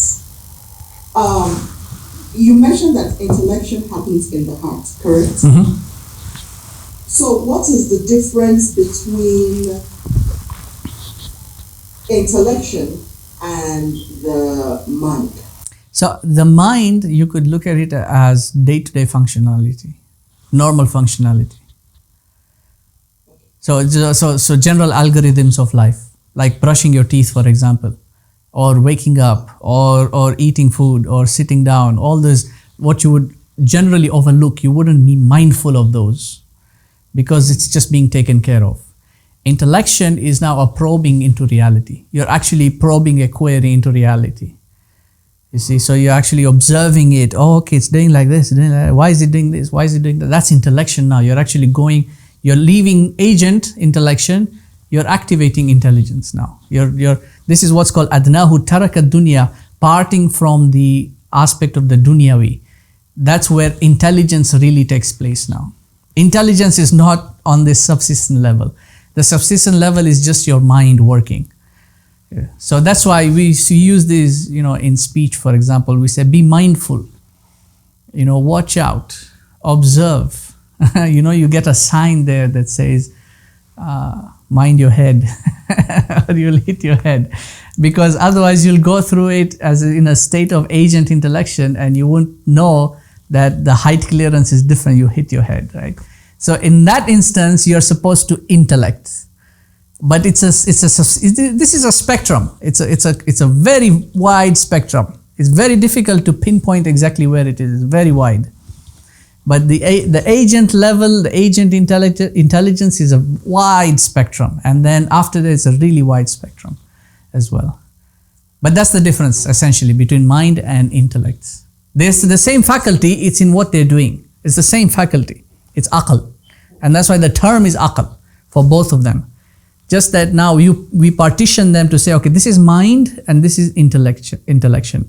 In the same way that the body of the ethereal body is the same component. It's nafs. But you can call one the self and the other one the soul. It's the same component though. Awesome. Sorry. No. Then my second question, please.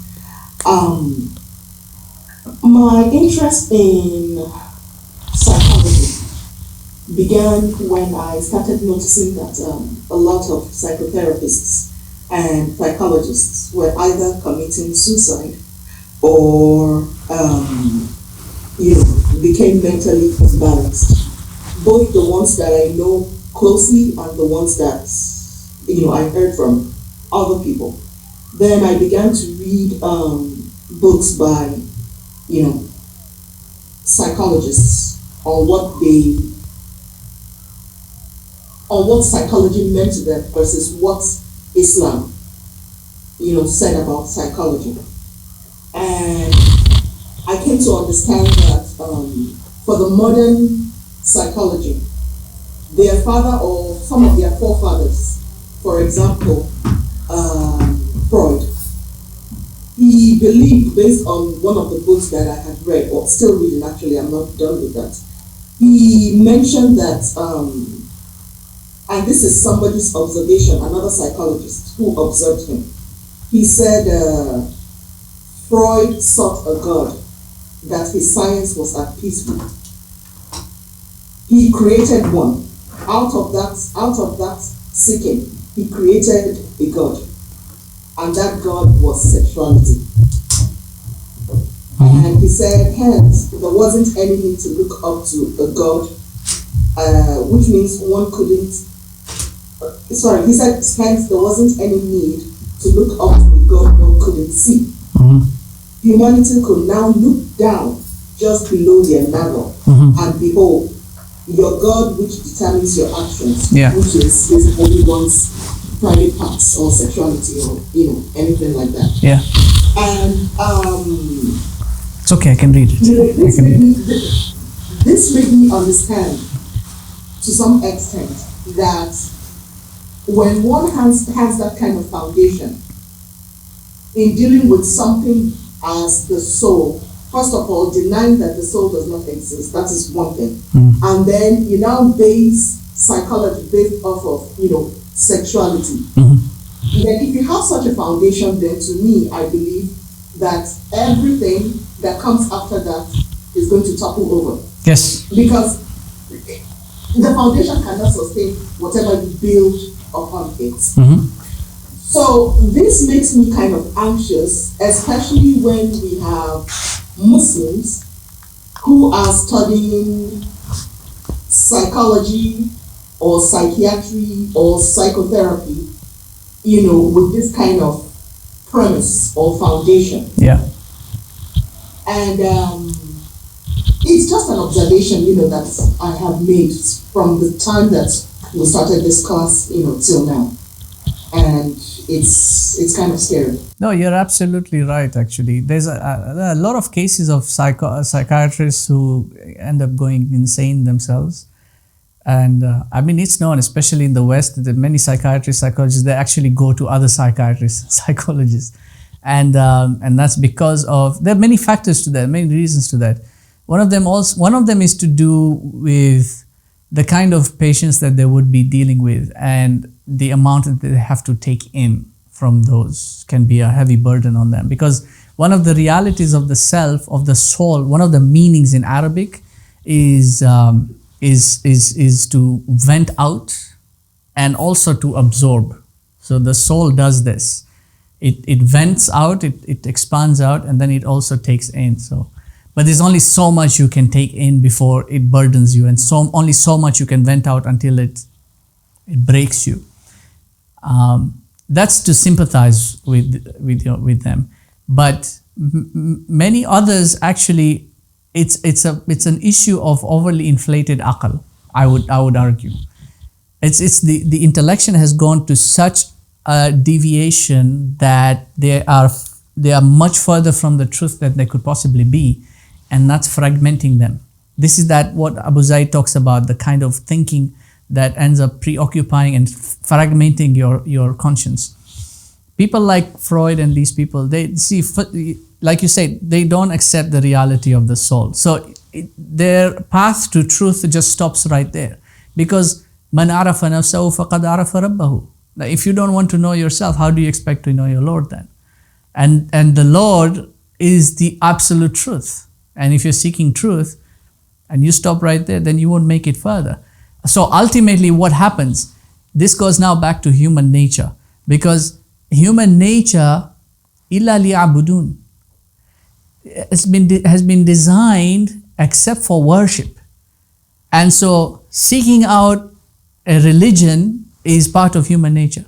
Even if you're an atheist, you still have your own religion. It's called atheism. It's a religion, you see. And every religion requires a God, because what are you worshipping otherwise? And this is what the Quran says. They then end up worshipping their shahwa, their hawa, their desires. Have you not seen the one who has made his hawa into his God and he's worshipping him? That's now the Freudian thought. Because the greatest sensation is a sexual sensation. That's the highest sensation you can receive. Food will not give you that height of sensation. Or any other activity, even getting angry or fighting or this, that and the other will not. Adrenaline, all these adrenaline junkies and everything will not give you the sensation that sexual activity will give you. It's the highest sensation. Some of the early scholars like Rumi compared that to a taste of paradise. Like just a small taste, like a droplet. The sexual pleasure is like a droplet in its taste of what paradise would give you as a sensation. So these people will look at that and say, this is the highest sensation. This is what ultimately makes me happy. And so why don't I just end up satisfying that? You see?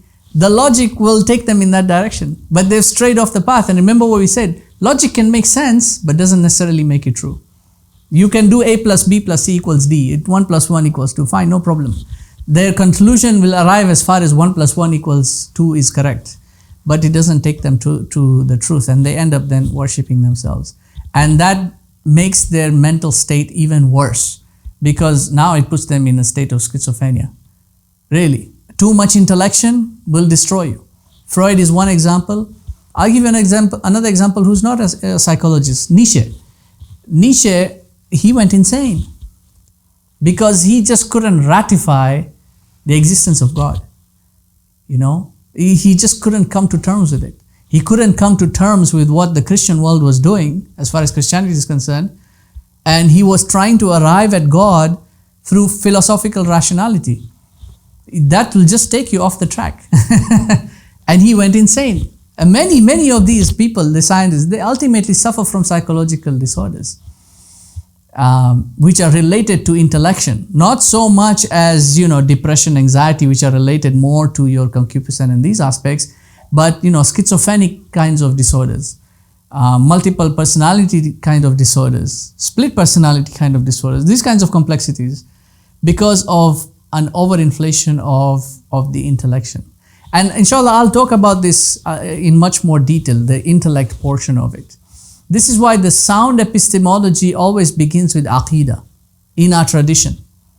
أهمها عقائد ثم الفروع تصوف وآلة بها الشروع. The most important of all is to ratify your belief system, your creed, because belief puts the intellect in its rightful boundaries. If you steer away, if you don't give the intellect the right parameters to intellect in, it'll go in any direction, and then ultimately out of control. Anyway, it's a very, very astute observation, and it requires more explanation to really get to the bottom of it. There are multiple elements in there, but we'll talk about this inshallah later on. Sure. Thank you so much. Okay, so is that the chat box there? The Prophet ﷺ would, it's a bit small, would leave his home and go to Mount Hijra. No, I can read it, it's okay. Ibrahim alayhi salam would observe the sky celestial bodies around him to come to a conclusion that none of them were to be worshipped. I presume he would go out of his home to this Musa to travel, to find the truth. Story of Al-Ghazali. Yeah. Khadr was also a person who would travel. There are more examples of prophets having to go on a journey to find the truth. Imam Al-Ghazali also set out on a journey. Why were many prophets and awliya required to travel and leave their homes in order to find the truth? That's actually a very good question. The idea of traveling, of journeying, and this goes into all the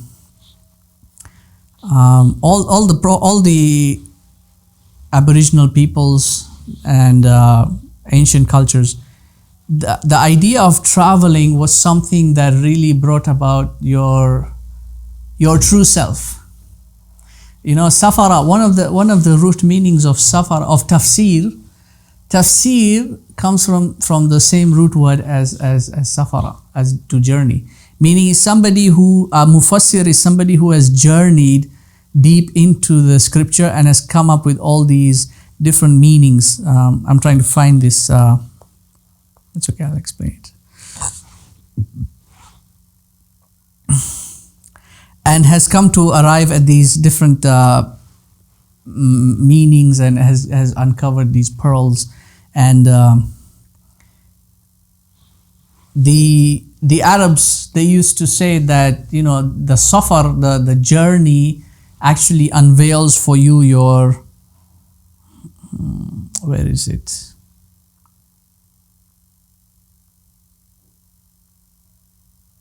Sorry, give me one moment. Let me just find it here.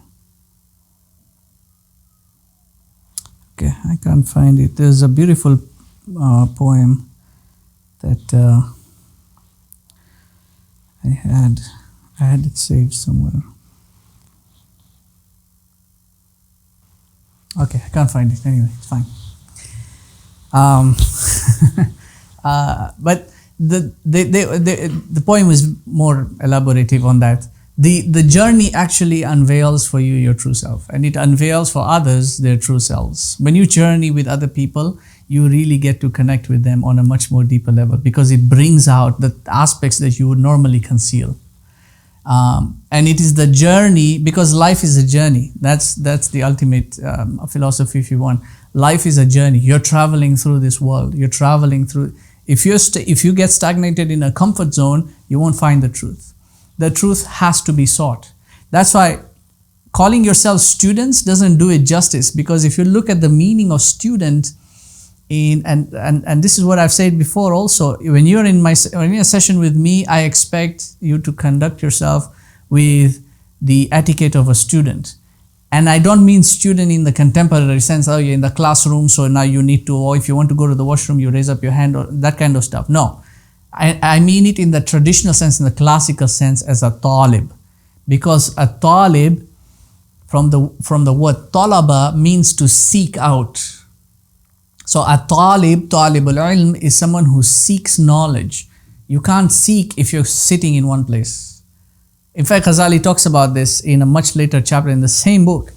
He actually says that you need to seek it out. You need to make a motion. You see, if the feet don't move, you won't arrive at your destination.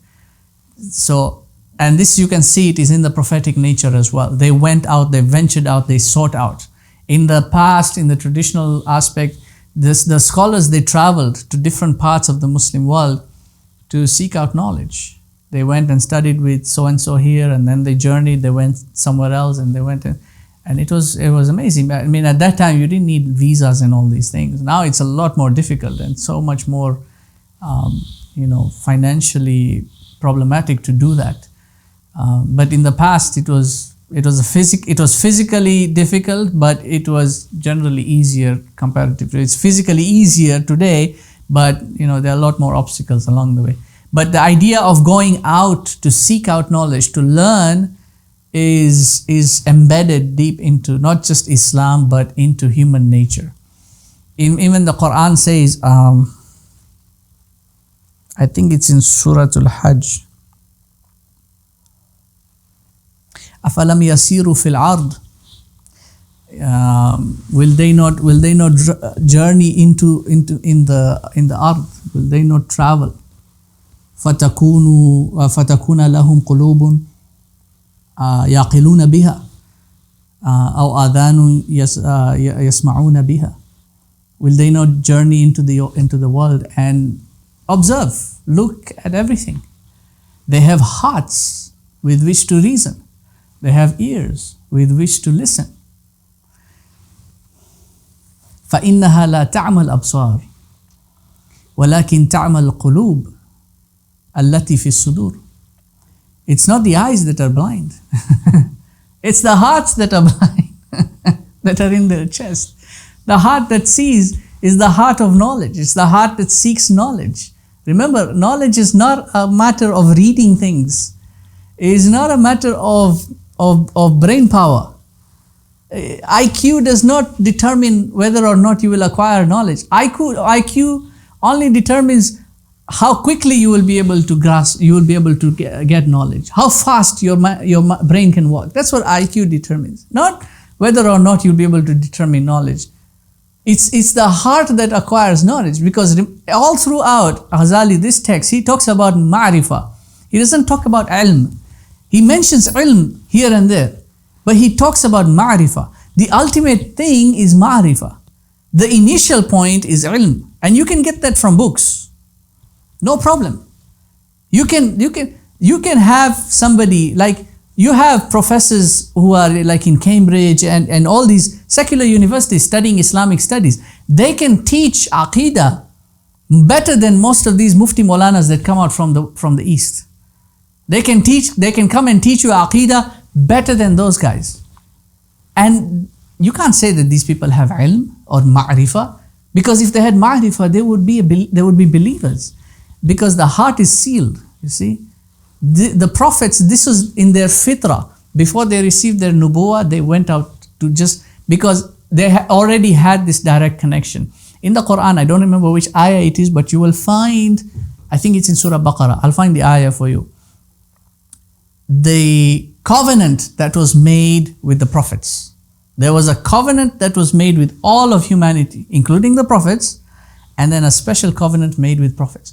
Means that there is a special connection that the prophets of Allah and the messengers included have already in them with Allah subhanahu wa ta'ala, with the divine presence.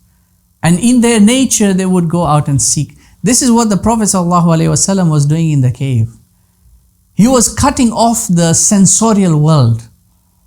Because when the sensorial world is active, in that Ghazali talks about later on as well, when the sensorial world is active in terms of your rational inquiry, you will not be able to understand the spiritual side of things. It needs to be blocked off. This is why you see Buddhist monks, they meditate. In serene environments, they cut off their senses completely. Meditation is not something that's unique to Buddhists and Chinese and those. Even Muslims can do meditation. Not their kind of meditation. We have our own meditation. But if you sit and do that, you need to find yourself away from your comfort zone. Break away from your comfort zone. The Prophet ﷺ said in many different narrations, walk barefoot once in a while. Go without a meal once in a while. Skip your usual, your whatever. Miss that once in a while. Break free of your comfort zone. Don't become too entrenched into this dunya. Move, keep moving. Go out and explore and understand. See what other things are, what other people are. Learn from different cultures, learn from different things. And just generally go out and look at the creation of Allah. Because you can learn so much more by just sitting and observing that. All the great scientists of the Muslim world and those who of the non-Muslim world, their greatest discoveries came from just observing reality. Observing reality. Newton with the apple. Einstein with the clock.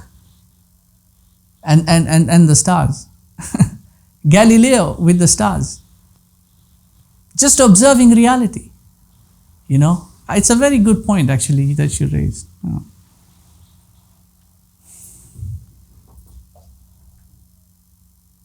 Is that? Okay, so that's the ayah. Yes, it's in Surah Al-Hajj. It's in Surah Al-Hajj, ayah 45. Thank you. If possible, could you also tie this in with hijrah, which is like a journey with an end and a permanent move? So, if you really want to understand this, I would recommend Imam Nawawi's commentary on the first hadith, إِنَّمَا الْأَعْمَالُ بِالنِّيَّاتِ. In that he actually gives a summation of different scholarly views on hijrah and the justification of hijrah and what are the things that could prompt hijrah. But I will say this in summation of all that. If you're making hijrah for a worldly gain, then that's what you're making your hijrah for. And that's in the hadith. That's in that hadith. Whosoever migrated or made hijrah to Allah and His Messenger, he migrated to Allah and His Messenger. Whosoever did for any worldly gain, or to get married, or to settle down, or business there is opportunity or whatever, that's what you made hijrah for. Now, the duration of the hijrah, if it was to be made in terms of knowledge, or seeking out knowledge, then the hijrah begins the moment you set your foot out the door. It's not the destination in this case, it's the journey. Because learning is in the journey. You don't learn at the destination. The destination only gives you the conclusion. That's if you want to look at the journey of life and death is its destination, death gives you the conclusion. What you went through during the journey, that's of paramount importance. Your death is not the one thing that's going to be judged on Yawmul Qiyamah. How you died, where you died, all that, that's not going to be judged. That's not the point of judgment. The components of judgment are what you did during the journey, not what happened during the destination. That's what I would say on that.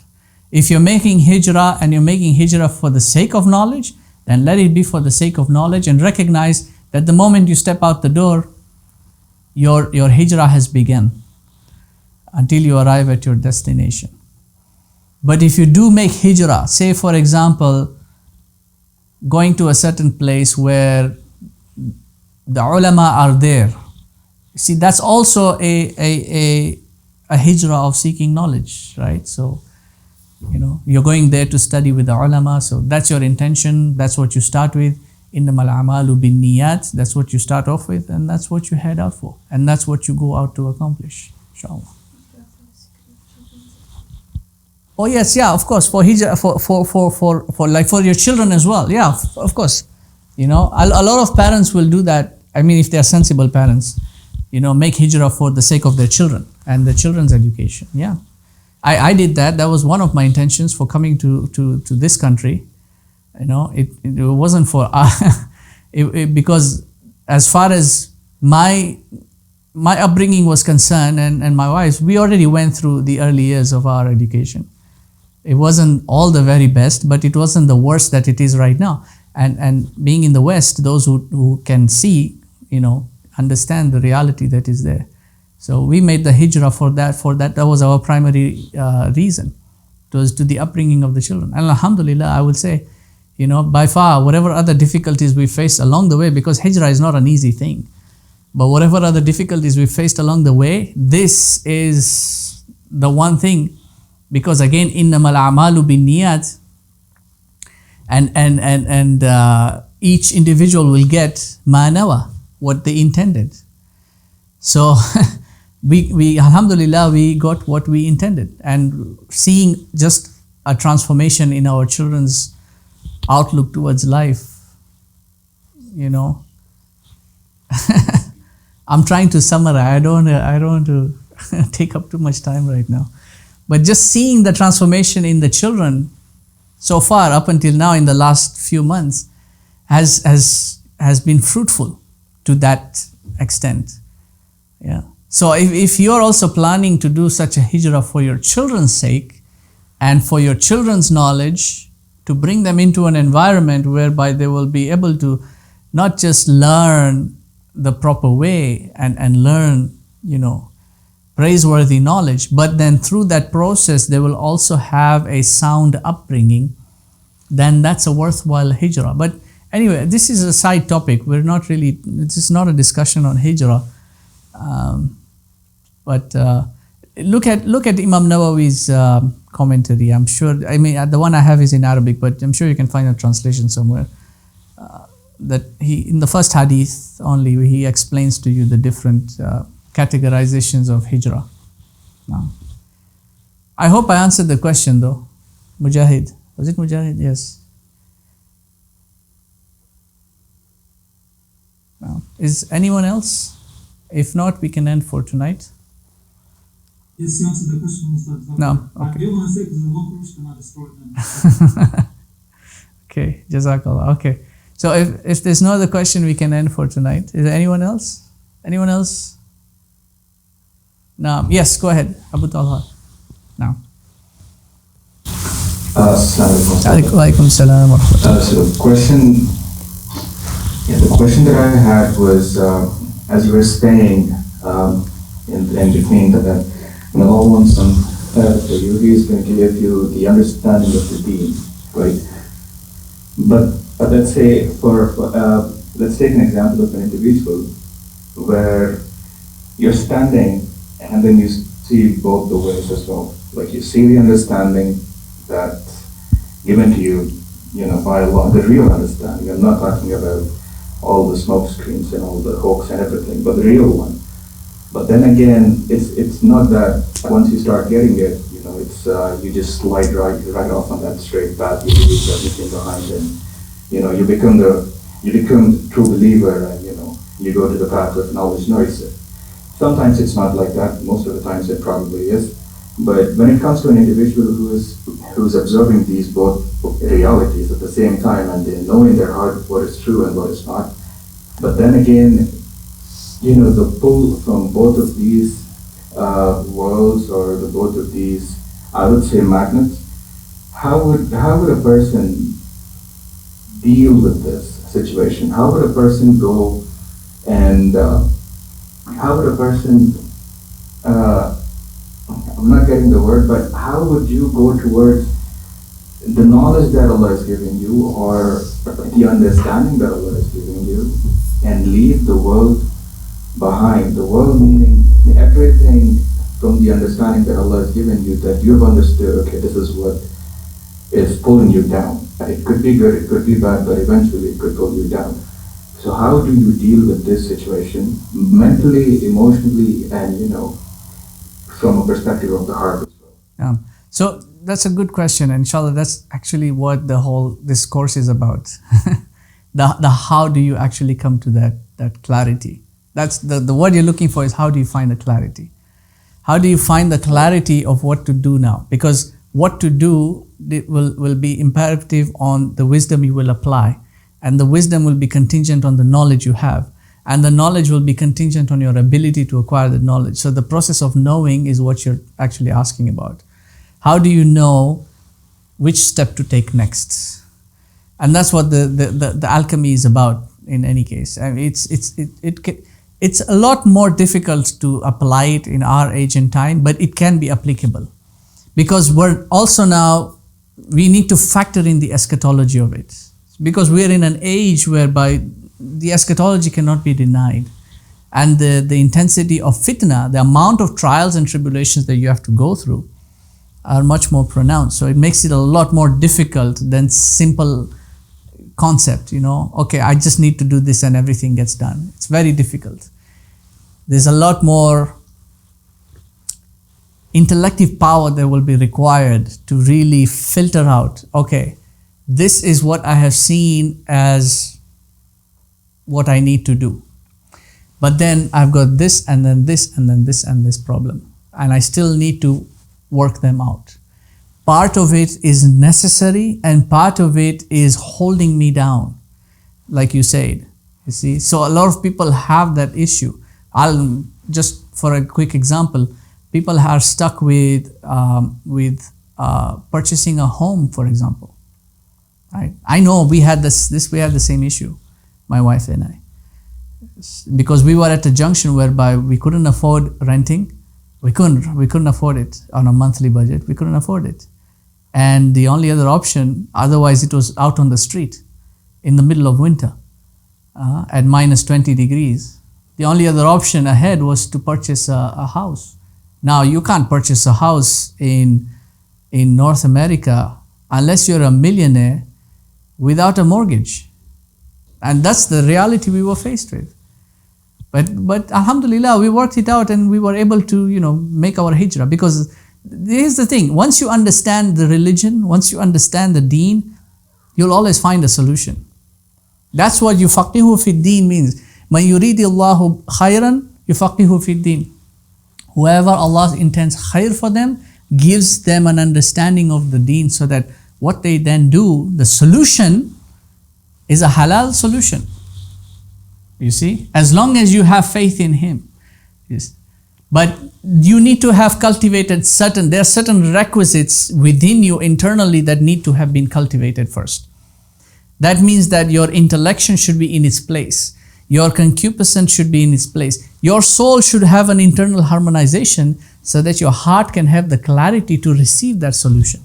If your heart is caught up with the nitty-gritties and the internal politics of your being internally, and then multiplied with the external factors, it's very difficult to find the solution. It's very difficult. When you've got trials and tribulations, it's very difficult to seek out existential aspects. Look at people in Syria and in Jordan, in Lebanon, recently in Turkey with the earthquake. When something like this happens and you've got all this agitation around you, it's difficult for you to focus on existential things. Syria used to be the hub of knowledge, of scholars in the Muslim world. Imam al-Nawawi was one of those. There were so many scholars. Ad-Dimashqi was one of those as well. But look at the state of the country now. You see, it's very difficult for those people to focus on, say, learning and knowledge the way they used to before. Why? Because of all these external turbulences. You see? And that's the nature of it. So long as there are external turbulences, and then there are internal turbulences as well, it's very difficult for you to see the clarity of truth and find the solution that you would be looking for. That which the solution of it, once it gets resolved, will put you in a state of contentment. Right? So ultimately you are looking for contentment, but you've got all these hurdles and you need to solve them, but you can't find the solution because you're all constantly being weighed down by all these other factors. That's what the alchemy is supposed to do for you. It's supposed to enable you to reorganize yourself internally. When you have sound governance internally, you will then be able to inhibit sound governance externally. And ultimately you will find the solution that will help you overcome the issues, the problems. Inshallah. Inshallah. I will urge everyone. I know people tend to usually drop out of the of the course. My wife was telling me there's a lot of students this time. I said, yeah, by the time we finish it, there'll be like 3 or 4 of them left. But I'll urge everyone, just there's a madness, there's a method to my madness. So just bear with me. Go through this course step by step and hang in there up until the end. You will, when you finally compose everything together, you'll find the solution that you're looking for, inshallah. Now, what's that? What's the question? Just read it. What is meant by resist with it under your feet? Resist with it under your feet. Oh, okay. So,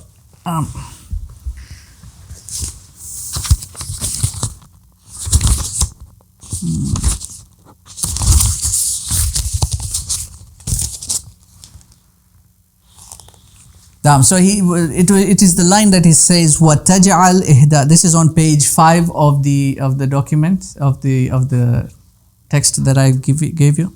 وَتَجْعَلْ إِهْدَاهَا مَرْكَبَكَ وَالْأَخْرَى أَسْلَاحَكَ حتى تصيد بها سعادتك فإذا بلغت عرضك فقاوم بها تحت قدميك وارجع إلى مكان سعادتك. Essentially, you are in this life, in this world, you are hunting for felicity, you're hunting for contentment. That's it. You're looking for contentment. That's the allegory he's used. You have to understand Ghazali is speaking poetically. Okay, he's not I remember I told you, it's not a book of facts.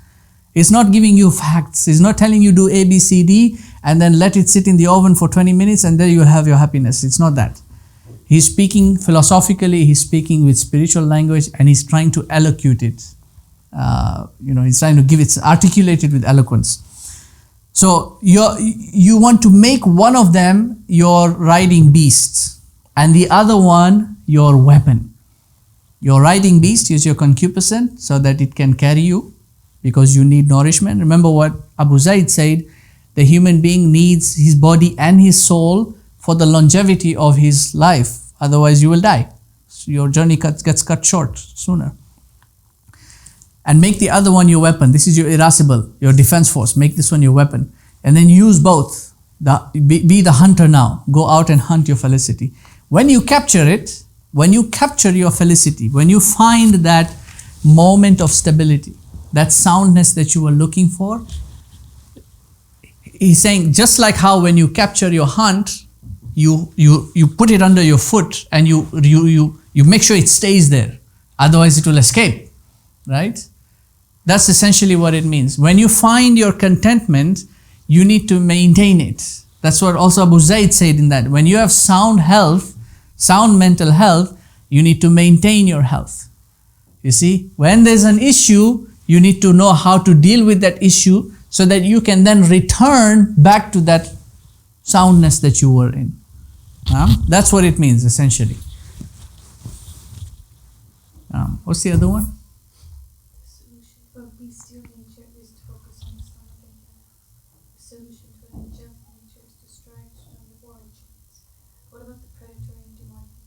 Okay, so yeah, good question, and we'll discuss it further in detail. He's going to give you the whole breakdown, inshallah.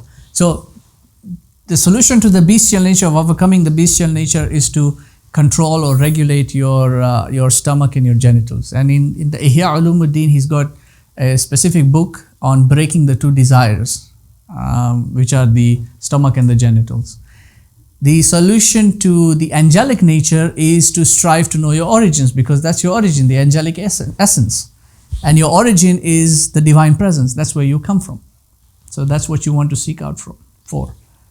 The predatory is overcome by regulating your reactionary aspects, your ghadabi, your anger, your reaction, your debating, your, a lot of people are like, something happens and they just suddenly start, okay, now post it here and comment here and call that one, and somebody tells them something and they'll want to shout it back. Like, that's a predatory nature. And that can manipulate, and that can become aggravated until, now you're getting into hostility and violence and fighting and bloodshed, right? The solution to overcoming that is now things like patience. There are many virtues. There's a section he's going to talk about vice and virtue. What is virtue and what is vice? Because they've both been assembled in you. How do you use one to the advantage of the other? How do you cultivate your virtue so that it can help you overpower your vice? The solution to your ghadabi nature can be multiple things. It can be internal, can be external as well, right? So one of the many solutions that you find in the hadith, for example, if you get angry, sit down. If you're sitting, lie down. If you're lying down, whatever, you go or do wudu or do this or do. There are many solutions that the Prophet gives you insofar as your anger is concerned. And this, by the way, they've been able to prove in modern medicine that just simply splashing cold water on your face can lower your temperature when you're angry, and your anger will subside, because the seat of anger is in the liver and in the limbs, and the liver gets aggravated, so that now you get all these sugars flowing through your body and a rush, a spew of adrenaline coming through, and your body temperature increases, and you start, your muscles tense up and all these things, right? So what is the other one? The demonic. The demonic nature is the aql. The aql is the seat of demonic natures. To overcome the aql is the way to overcome the demonic nature. Because the demonic nature is in the deceit, the plotting, the planning, the thinking it all out. Part of demonic natures is all this rational, being too much reliant on rationality, or science is all I believe in, all these things. I'm getting very tired right now, so I'm sorry. That's the demonic nature. It's in regulating your aql. And the way you regulate your aql is with a creed, a belief system, a structure with which to believe. So you've got and this will give you a sound epistemology. When you regulate all these three, when you focus on all these four, it'll give you a sound epistemology. And that epistemology is in the hadith of Jibril. So the Islam component that deals with your outward aspects, the physical motions and all that, the rites and rituals, these two help you overcome your ghadab and shahwa. Because your anger can be subsided with wudu. It can be regulated with wudu. Your food or consumption and copulation can be regulated with like fasting, like saum. Which, by the way, with Ramadan coming up is the best time for you to entrain your body in that, if you're having these problems. As even with your ghadab, your anger can be regulated with fasting. It can be regulated with Hajj, for example. Pilgrimage in the traditional sense, going back to Mujahid's question earlier about hijrah, pilgrimage was this safar, right? It was the whole journey that you would make. It wasn't just you reach there, that's when it starts. No, it was the journey when you left home, including now all the rites you would perform, and then the journey coming back. You see? That whole journey will make you a better person. This is what it regulates, these two aspects. That's the Islam portion. The Iman portion regulates the aql. Because the Iman portion deals with your aqaid, the belief, the boundaries. So the comprehensives are the 6 pillars. And then from that you derive the science of aqidah, which then gives you an expansive understanding of all these other components. Okay, so this is as far as belief in Allah, this is what it entails. These names, His attributes and all those things. As far as the scriptures, this is what it entails. As far as akhirah, this is, so that's what aqidah does for you. It gives you the rationality of belief and it regulates your aql. The ihsan portion now moves forward. Now once you have regulated your outward, your inward, your aql, then it comes to the ihsan portion. The ihsan portion helps you now overcome the demonic aspect. Because once your aql is regulated, you can now focus on righteousness, on virtue instead of vice, because vice is a demonic quality. Virtue is an angelic quality. Ihsan enables you to cultivate the virtue so that you can then reach the final component, as-sa'a, wherein you can understand your asl, your origin. Because as-sa'a gives you the final hour. And if there is a destination, there must be a beginning, there must be an origin. If there is a destination that we are all headed towards as human beings, and there is as-sa'atul kubra, as-sa'atul sughra, the major hour which pertains all of humanity, and then the minor hour. You see, which pertains every individual, every single person has a sa'a, their moment of death. So if there is a finality, there has to be an origin. Everything that has a beginning has an end, everything that has an end has a beginning. So that will help you then, because once you overcome these other things, you're now on a level of spiritual intelligence, and it helps you now probe an inquiry and an understanding into the your identity, your origin, your identity, morals, and your destiny. Now, that's a very long question, but I packed up too much into that, but we'll expand more and more as we go along, inshallah. Now, what's that? No, it's a question, isn't it? It's a question. Not a question? Okay. Khair, inshallah.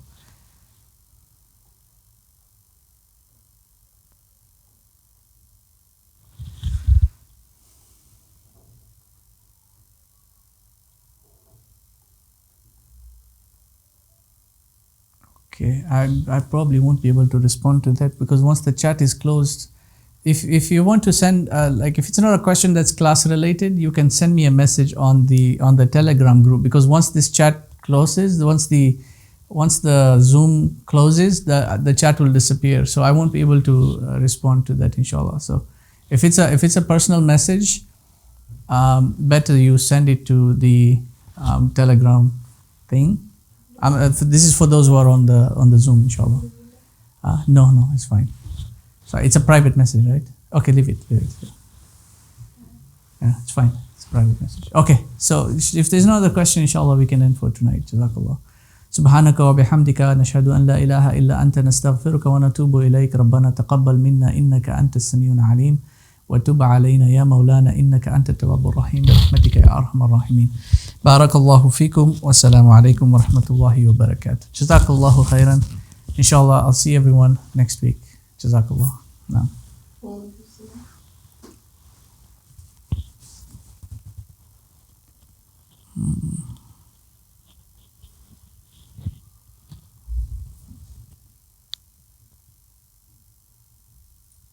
Hmm.